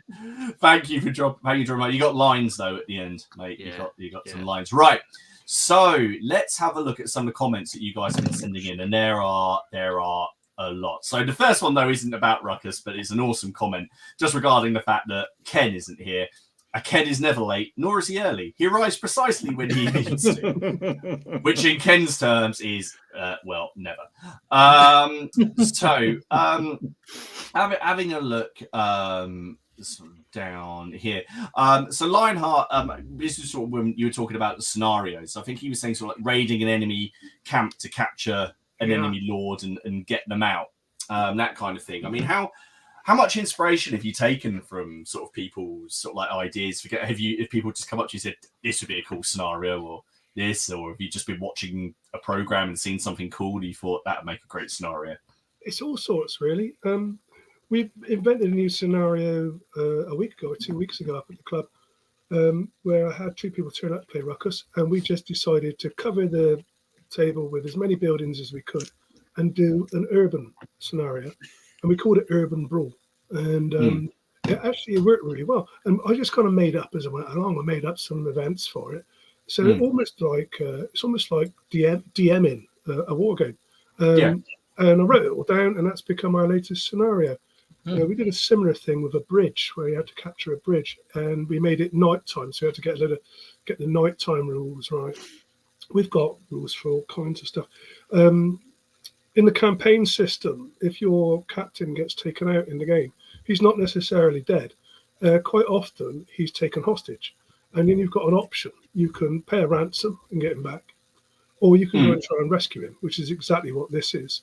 Although it's not usually in a camp, it's usually the enemy retinue are on their way back to wherever they live with this guy, and they've had to stop overnight, and there'll be a campfire, and it's in a field or a wood or something like that, and then you have to try and rescue him. And the special event cards for that are quite funny. If I can remember what they were called. One of them, so he's tied. He's got his hands tied up, and you have to try and go and rescue him. And one of the is, if it's called, "If I Can Only ... And he's found a bit of a broken blade in the grass, and he's trying to rub the rope off his head to cut through his hands to get his hands free. And we try and all of it is toned in that sense. So there's a kind of hopefully a sense of humour with it all. And I'm just looking here. I've got a list of some of the scenario ideas we've got: Storm Ye Camp, Spike Ye Guns, Mountain Pass, an ambush on a narrow pass, Siege, an understrength retinue hold up in a lonely house on a rocky hill under some assault by superior force, Harbingers, which is I don't know what people's medieval knowledge is, but harbingers, the word harbinger, as in harbinger of fate, comes from the teams of people who were basically retinues who would go out in front of an army and look for suitable headquarters for the generals and places for admin that they could use, usually pubs and things like this. And I thought it'd be nice to have a little fight around the idea of them stumbling into an empty village and trying to find headquarters for their general staff. We've got Kidnap Ye Heir, Three wheels on my wagon, which is a broken down Hussite wagon, Stranded on the Trail, defended by its crew and reinforcements are on the way. Meanwhile, it's been attacked by a knight and his followers. Kill ye king, find ye ancient artifact, protect ye shrine. Most of these are just a paragraph so far. Yeah. Ye peasants are revolting. That's a classic. Villain of the Beasts, where the local sheriff is searching the houses of the village to try and find the outlaw. I like that. The outlaw games are good fun too. There's the tax collector, where the tax collector goes to the local village and he's collecting the taxes, and the local outlaw has to try and prevent this, and the sheriff will turn up at some time on his horse. And then there's following that, there's the retribution, where the sheriff invades the outlaws' camp, and there's an ambush scenario where the sheriff's gold can be taken. And then in between all that, we've got the Golden Arrow, which is an archery contest, which is a kind of non-combative game set within the scenario. Can I pitch you my one, which I forgot to? Please do. I pitch you. I just like mine's a little bit grim. We all have these lovely casualty figures. I was thinking, obviously, after the battles. We talk about the battle of Loose Coat. Well, no, I just like the idea I say I like the idea. It's a bit grim, isn't it? But you've got the dead on the battlefield, and you don't. One of them's you need. It was inspired. You know the idea that they found a message from Warwick on one of the dead bodies. They found it, but you've got to find. You're searching the bodies, trying to find like something to take off. But you've got some random grave robbers, or the people who would run around the board, causing mischief. That was something that we did in a D&D game, especially. One of the outcomes of having your captain captured, one of the things, so if your captain gets taken out in the action, he might be dead, he might be injured, but there's a good chance that he'll either be a hostage or he could have been left on the field. So it's a very similar thing. He's left on the field with the dead, and you have to go back and find him. And meanwhile, the other retinue are searching the dead, and there's a good chance. Oh yeah.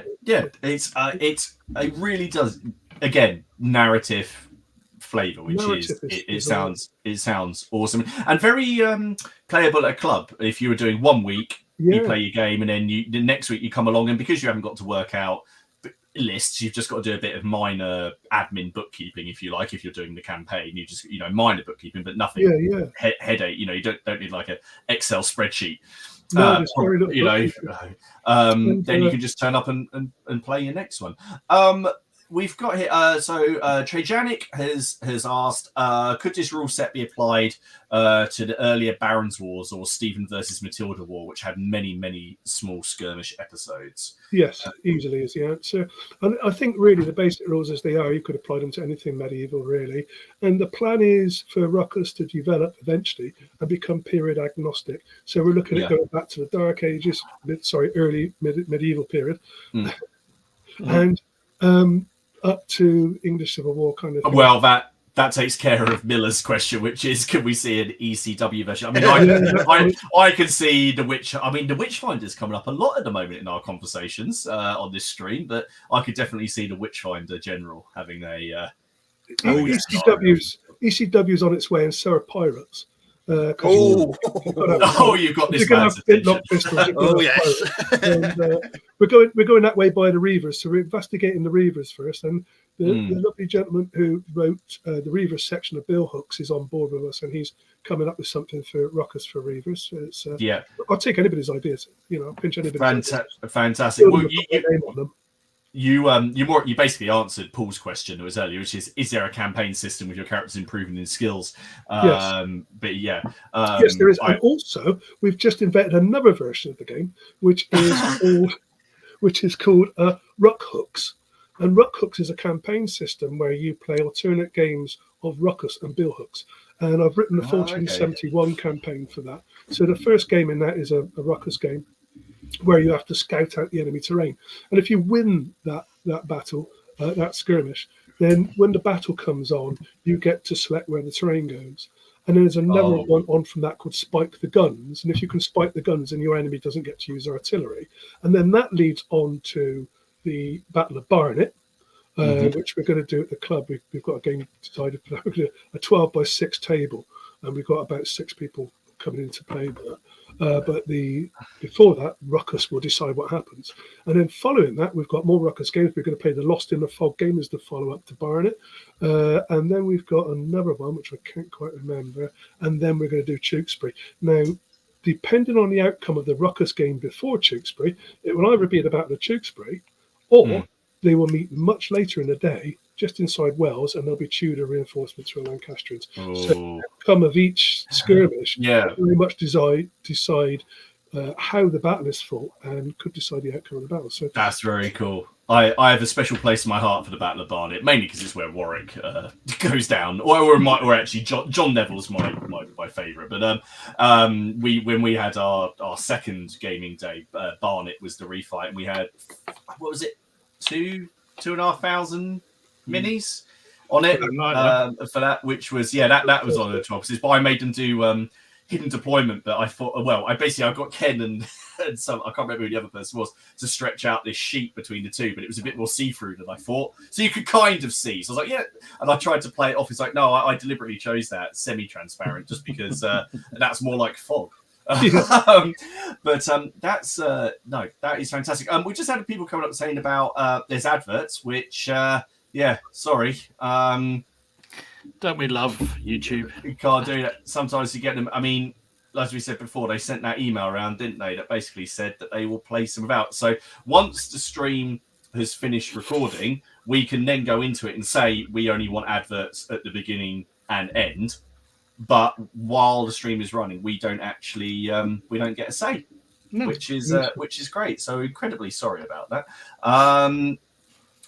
What else have we got? David said Exeter also had 3 bastard brothers in his awesome. They were a bunch of bastards. And there's sort of no.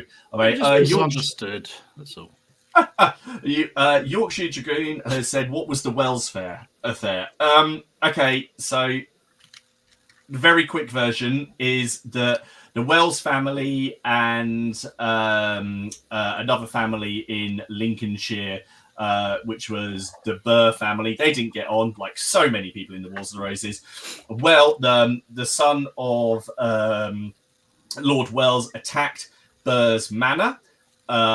Maybe with the Earl of Warwick poking in, basically saying you should go and do this. But because Burr went and complained to the king then summoned Wells to court. And the first time Edward summoned him, Wells pretended to be sick, so he didn't go. He really, that's it. He said, "I'm too ill to go." So Edward said, "No, you have to come." So he went with his brother, at which point Edward quickly took him captive, rode north, and Wells, the son who attacked Burr's house, basically rose in rebellion, raised the commons of Lincolnshire against Edward, which went about as well as you think it would. But this is all, the idea is that this is all at the insistence of Warwick and Clarence and all of this. Edward executed Lord Wells in front of his army, in front of his son, lined up all of his guns and cannons. The enemy advanced. Edward fired all of the cannons, and the enemy ran away, allegedly taking off their jacks and their coats. And apparently, Edward found a helmet, and in that helmet was a letter that said, "It was all the Earl of Warwick who made us do this," and that was his excuse for essentially going against Warwick. Not that he needed much of an excuse, but that was that. So so this is the point about Ruckus. The whole this is what I see is, raiding someone's manor, setting fire to their barn, or someone's got some nice new suit of armor that's been transported. Do you know that episode of Sharp where they keep on attacking the new engines that are getting delivered to the worker because they don't want a better working. I kind of see that, but in the 15th century, someone's having a nice new suit of armor delivered. Nice idea. And then Sean Bean attacks it. It's very flexible and adaptable. You could use it for pretty much anything, really. Writing your own story is easy. And there's a group on the Isle of Wight that are doing samurai battles with it, and they're not changed the rules at all. They're just using the rules as they are. They've got samurais versus ninja. and sent me some photographs. I've got some really nice photographs of some really good Japanese-looking buildings in this, and they're having a really exciting game. The one thing they changed in the rules in Melee at the moment, if you hit somebody and injure them, you push them back.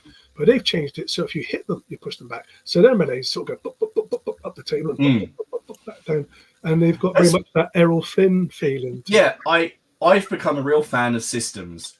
I wouldn't always say with systems, but I like it where combat. I've started to really like combat's moving. In those rules I just had a look at on Bloody Ground, they shift. They're constantly shifting, and we were talking very much how, and this happens in the Wars of the Roses, and in pretty much every medieval battle, because medieval battles are so hard, as you've already said, to recreate on the tabletop. That a line will bow like this, and then it will flex and it will turn, but always maintaining contact. So I think one of the reasons I really like Test of Honor is I really like the back and forth between, you get the idea of this epic sword fight. So I really like sort of moving combats. Hang on a second. Oh, here we go. Where are we? Lee said, if you could bring one character from any fantasy book or film into Ruckus, who would you bring and which special ability would that? That's a very thoughtful question. Yeah, it is, isn't it? Who would you bring from a fantasy book or film into Ruckus, and what special ability would they have? Well, I've just been painting up the Monty Python great figures from Halo Miniatures, and as I'm painting them, I'm thinking up the traits they should have, the skills they should have to go alongside them. So I think it would have to be those, since I've got those. But also, Princess Bride would be perfect for Ruckus. Oh yeah, that would be brilliant. That would be fantastic. There you go. That's the well fun. What have we got here? David says now he needs to find a medieval chef figure with a spit and could use his rules to game the alleged assassination attempt on Warwick. Poor Warwick. You could write a rule for that. It's fairly easy to write rules for. You could write a trait for that or a game rule for it. That's fantastic. Steve, if only we knew someone who had a range of War of the Roses miniatures. Yes, I know. I know. I need to get 12. That's the key. 12. There you go. Look in one go. What have we got here? John said, "Oh bloody hell, that's a prize for a raffle at Crackle. Your head on a ragged staff. Oh, you're on a ragged staff mini. I misread that." The Yorkshire said, how much he liked your rider with the white rose. Obviously, he is from Yorkshire as well, so we got there. David has asked, where does the skirmish game fade into a melee system-based RPG? Is there a dividing line, or is it a continuous spectrum? I mean, is that something, a tabletop RPG? Because obviously, Rangers of Shadow Deep is light RPG light. Yeah, I'd say so.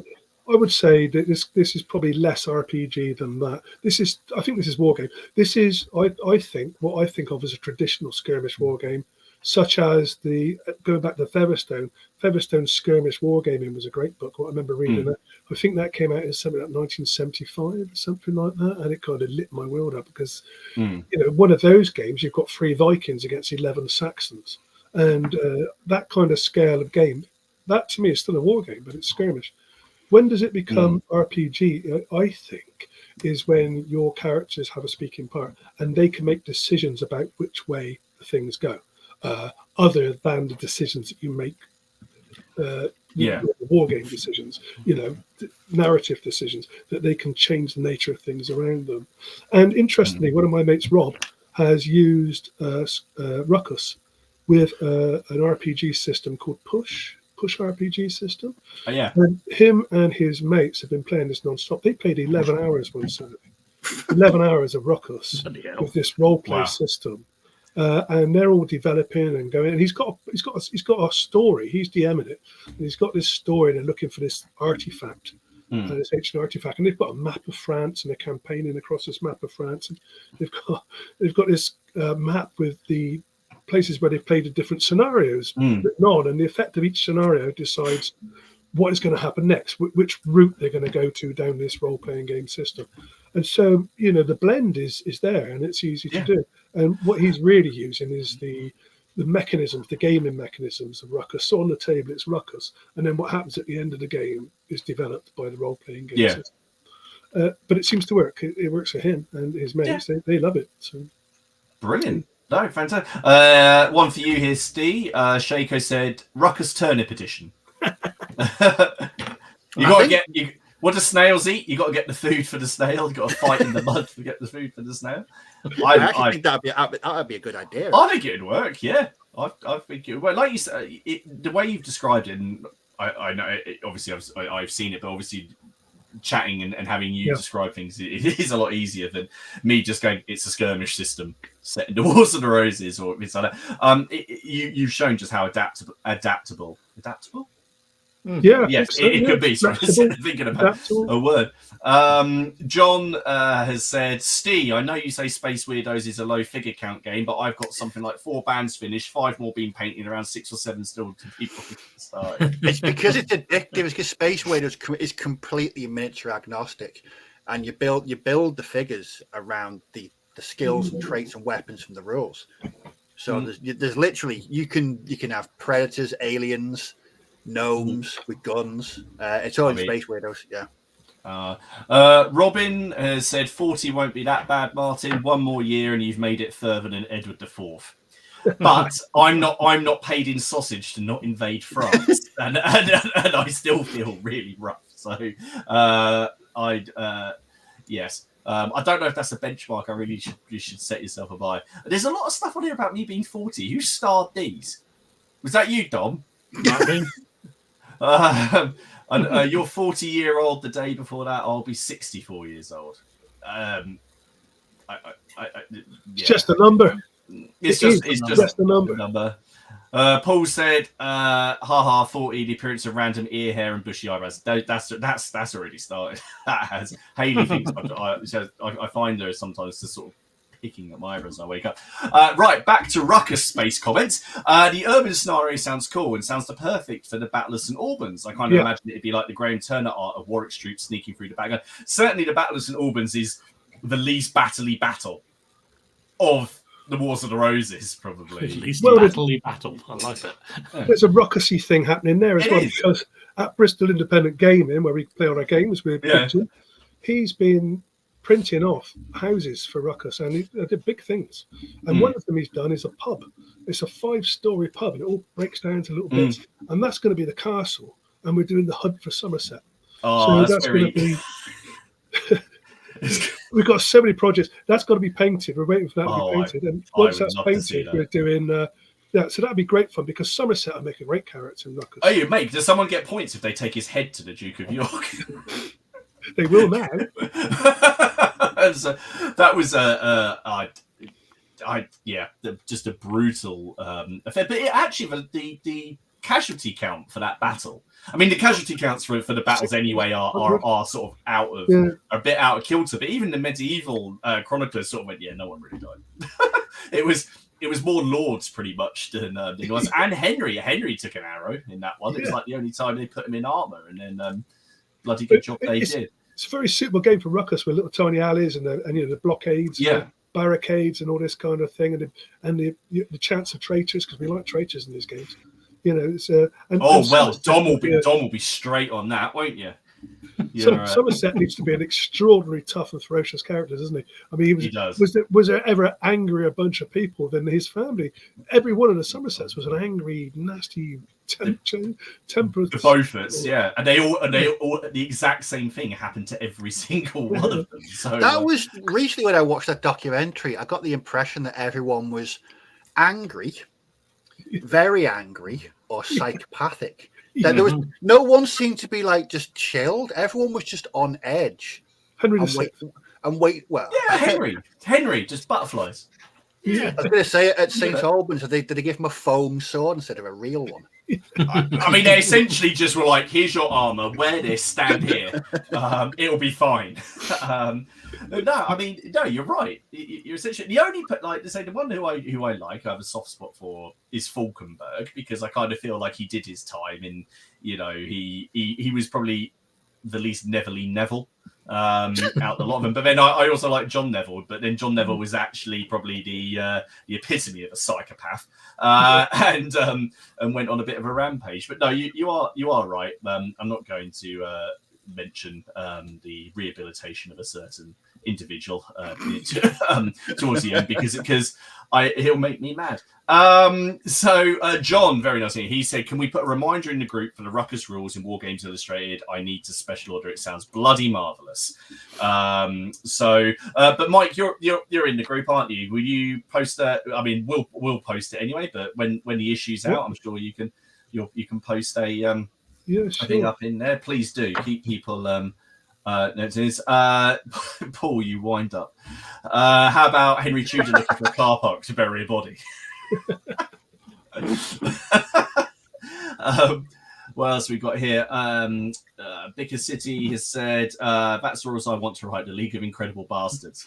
Yeah, well, it sounds like you could quite easily just play Ruckus at this state and just various incarnations of the Beauforts and the I was about to say the Exeters, but they're not the Holland family. There you go, the Hollands. Yes. Yeah. John said he's used the "I'm too sick to come to court" excuse in Kingmaker a few times. Robin, I call shenanigans. We know that if you line up a load of cannons, all you get is a massive explosion. Yes, Robin. or one in a castle tower. A nice one here from just two left, and then we'll have this. David has said, "Perhaps you are heading for the gaming holy grail: a linked full battle system, a nested skirmish game, a linking RPG, all integrated whole." That's a.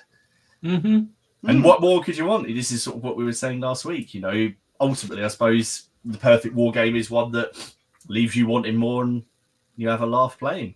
Yeah, I think the perfect war game depends on who it is, doesn't it? I mean, and I guess if you're writing a game, you write what you think is the perfect game for you. I don't think perfect is achievable, but certainly something that's amusing and fun is what we're going for. Absolutely. I think that would essentially, hopefully, be the mantra of this podcast. And then finally, Martin said, "Would Ruckus be easy to play solo?" People do play it solo. There are people in the group who play it solo. There's a guy called Anthony March who's doing a little campaign. He's got a lovely little war band together called Captain Tom's Mongrels or something like that, and they're kind of Italian war types. And he's set this in Italy in an urban kind of setting, and he plays a solo game himself with a little campaign. I haven't heard from him for a while, so I don't know how he's getting on with it. But he showed me the figures before they were painted, and they look absolutely gorgeous. All little kit-bashed ones, and so I think it's brilliant stuff. You can solo it easily enough. I mean, the fact that any random activation leads you towards solo anyway, doesn't it? You're never sure who's going to go when, and there's enough friction in this, enough noise in this that yes, you could easily play it solo. The tricky bit with the solo bit is you've got these little cards that you can hide from the other person and play later. And you've got to find a way to do that. But absolutely. I've played solo games of everything, and I think anything can be made a solo game to a point. Absolutely. Mike, when do you play it big? I'm just down the road in Wells, and I was there for Winter Wonderland. I was at Winter Wonderland. I was hosting the Midgard game at Winter Wonderland. There we go. We played Ruckus Night is Wednesday nights, and you're welcome to turn up and play a game. We actually called it Never Mind the Wednesdays because we often play Billhooks and Ruckus. But at the moment, everybody's playing Ruckus. Fantastic. Paul, I assume you're talking about Henry VI. Poor Henry, a stoner born in the wrong century. Pretty much. And just generally, just on here, there's a lot of people are looking forward to trying it out. I can paint 12 faster than 1200. So. See, that's exactly why I'm interested, because I can paint 12 easily. Yeah, it's accessible, isn't it? That's the whole idea, really. And I think the fact using playing cards too makes it, and D6, you've got everything you need. You can play the game with that, and it's there's quite a lot of nuance to it. It is a simple game, or rather, I would say that it's simple mechanisms, but they're kind of layered, so it becomes complex rather than complicated. So there's a lot of nuance in there, and with these different skills, we don't know how many different combinations of 52 skills you can make to make different characters. So every time you play it, you get different characters, you get different games, and you realise certain skill combinations are very good. Nothing appears to be overpowered, but it feels like it's a bit limitless at the moment. It feels like I can play it for a long time before I get bored of it, and I get bored of games fairly easily. So it's if it keeps me going, and I think most people would probably find a lot in there. Brilliant. Oh, that's fantastic, Mike. Thank you so much for sort of taking the time to come and chat to us about it. Will you later on in the year, after everything's been published, and when they're blatantly published the full thing, and you've got your ranges, would you be up for coming on again and having a chat? In fact, if you happen to be near Derby in October, where we have our gaming day, we have some demo tables that we always put up for the demo games of various systems. So we had Gangs of Rome, the new version of that last year. So if you want to come, you'd be more than welcome. If you'd like to come and run some Ruckus. Bash, you know Bash well, so yeah. I like Derby. I know it well, and I like the tap, and I like the extra arms. Yeah, we always do an all-you-can-eat curry on the Saturday night after the thing. So you'll know the Cricket Ground Travel Lodge well. Then. Yeah, very well. Yeah. Yes, we did kind of pack that out last time, but no, absolutely. If you'd like to go and do some Ruckus, fantastic. Well then. Brilliant. Awesome. I think we've just about got some time for some of the viewer photos here. So as you know, guys, if you're in the Facebook group, you can find the link down below where there will be 3 questions. Now, if you're in the Facebook group, someone answered those 3 questions. Yes. And I will put my hand up and say it was my fault they got let in, because Dom didn't want to. Well, Dom was more cautious, but I was like, well, they've answered, so let them in. They then tried to scam us by selling fake T-shirts. So they have now been booted out of the group. Remember, if you do want a T-shirt, there is a link at the top of the Facebook page to our T-Mill store, and that's the only place you can get the T-shirts. Please don't buy them from any fake people. It'll only be from myself, Dom, Steve, or Ken who post about it. Although the idea that someone is trying to scalp T-shirts for the PCP kind of makes me feel like I don't know. I thought, I mean, yeah, I've always said we're bigger than the Rolling Stones. So well, or at least the Smiths.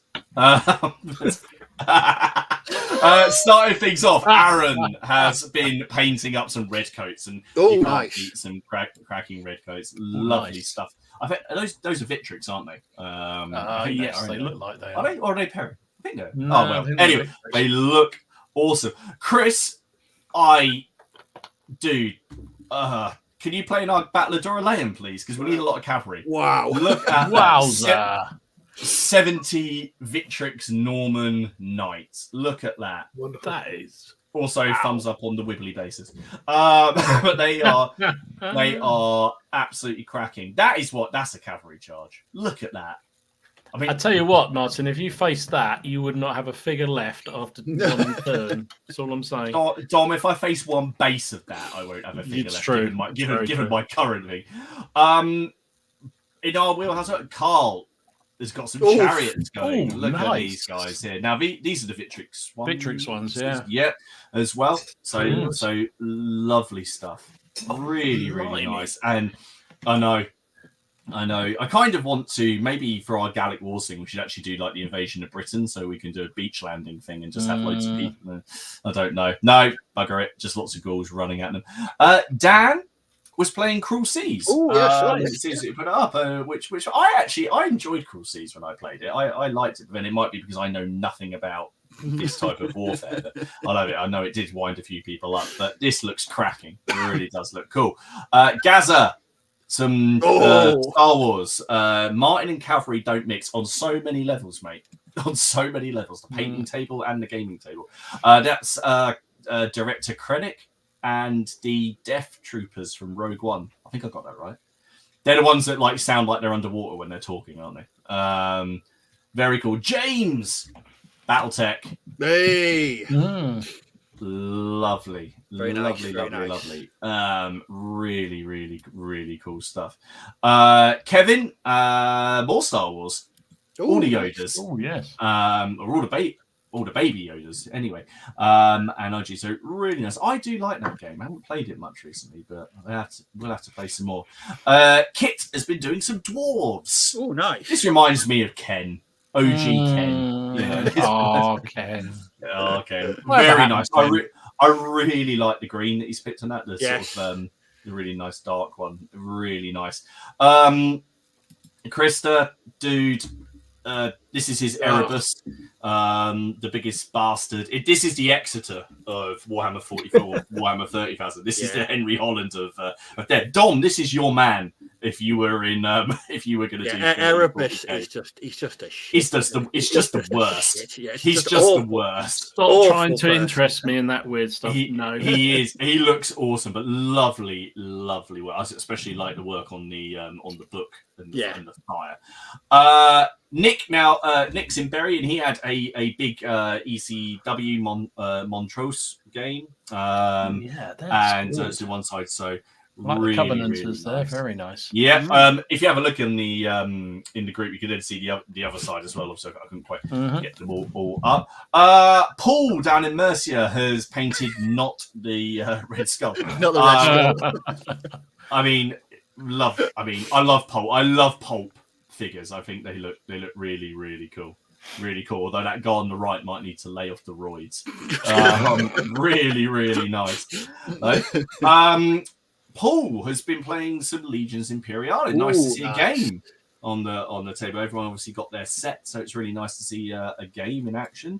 Rory, look at that clansman. Look at that. That's nice. That is very, very cool. Very, very cool. The tartan on that does make me just feel a little bit. Oh my word. Now Rob has done a couple of pictures that this is for his jumping off point for his French. I loved it. This is brilliant. I just love it. Fantastic. I just love it. I think it's amazing. I just really like that. It's just fantastic. So much character. Really nice. Sean.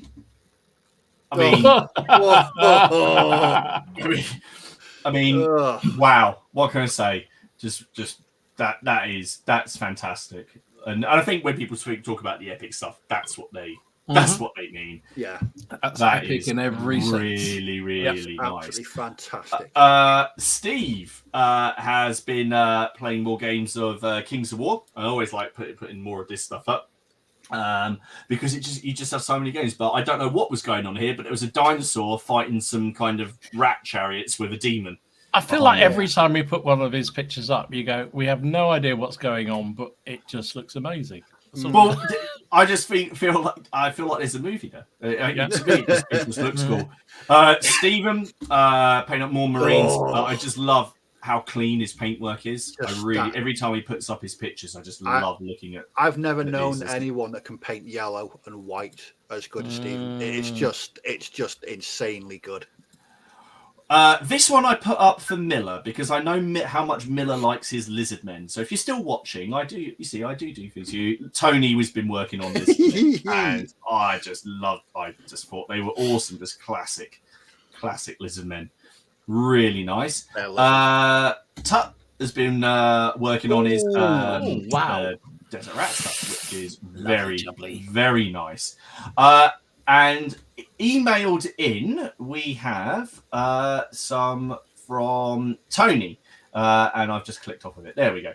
And we've broken with convention here, haven't we, Dom? Yeah, I tried. He sent the pictures in, and he sent about 5 pictures in, and I tried to nail it down just to one. But I think when you see them, you just think, yeah, they had to show more, so we showed 3. So it's going to be 3 here. Okay. So, sorry. Sorry. I mean, there's that. Look at that. That first one, that is just unbelievable. Italian Wars figures. Wow. Beautiful. Wow. Beautiful. What I'm saying.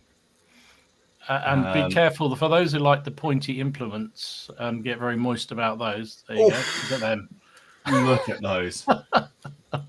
I've just seen this thing at the back which says ink, curses, spells, and potions. I'm just curious. I've done that thing again where I've been distracted by something in the background. Lovely. And then shall I put up the last one? Yeah, put up them all on the table at once. Just to finish our evening off. Look at that for a word. What a lovely looking. If that doesn't get you moist, you need to be seen. Is he playing to the strongest set? No, it looks like no. It looks I don't honestly know. Okay. Yeah. But it just looks amazing. It looks amazing. Well, There we go. We're slightly into overtime. Oh, good. We get overtime tonight. So we do. Anyway, guys, thank you so much for watching. Mike, thanks so much for taking the time to join us. I think you're going to be getting a lot of follow-up questions, probably emailed by me, given what sort of stuff. I've also had a couple of messages which you might have a few people. Well, you've got a lot of people very interested. So anyway, yes, guys, keep your eye out for Ruckus. So look in Wargames Illustrated in the May issue. I know we've got a lot of Prime members in here as well, so they'll be able to let us know when that goes live as well. Next week we are on Dom's channel, where basically we're talking about why don't we all just quit. So a nice happy subject. Give up. A lovely happy subject, guys. Thank you so much for joining us. We will be back again 8 o'clock next week over on Boots on the Table.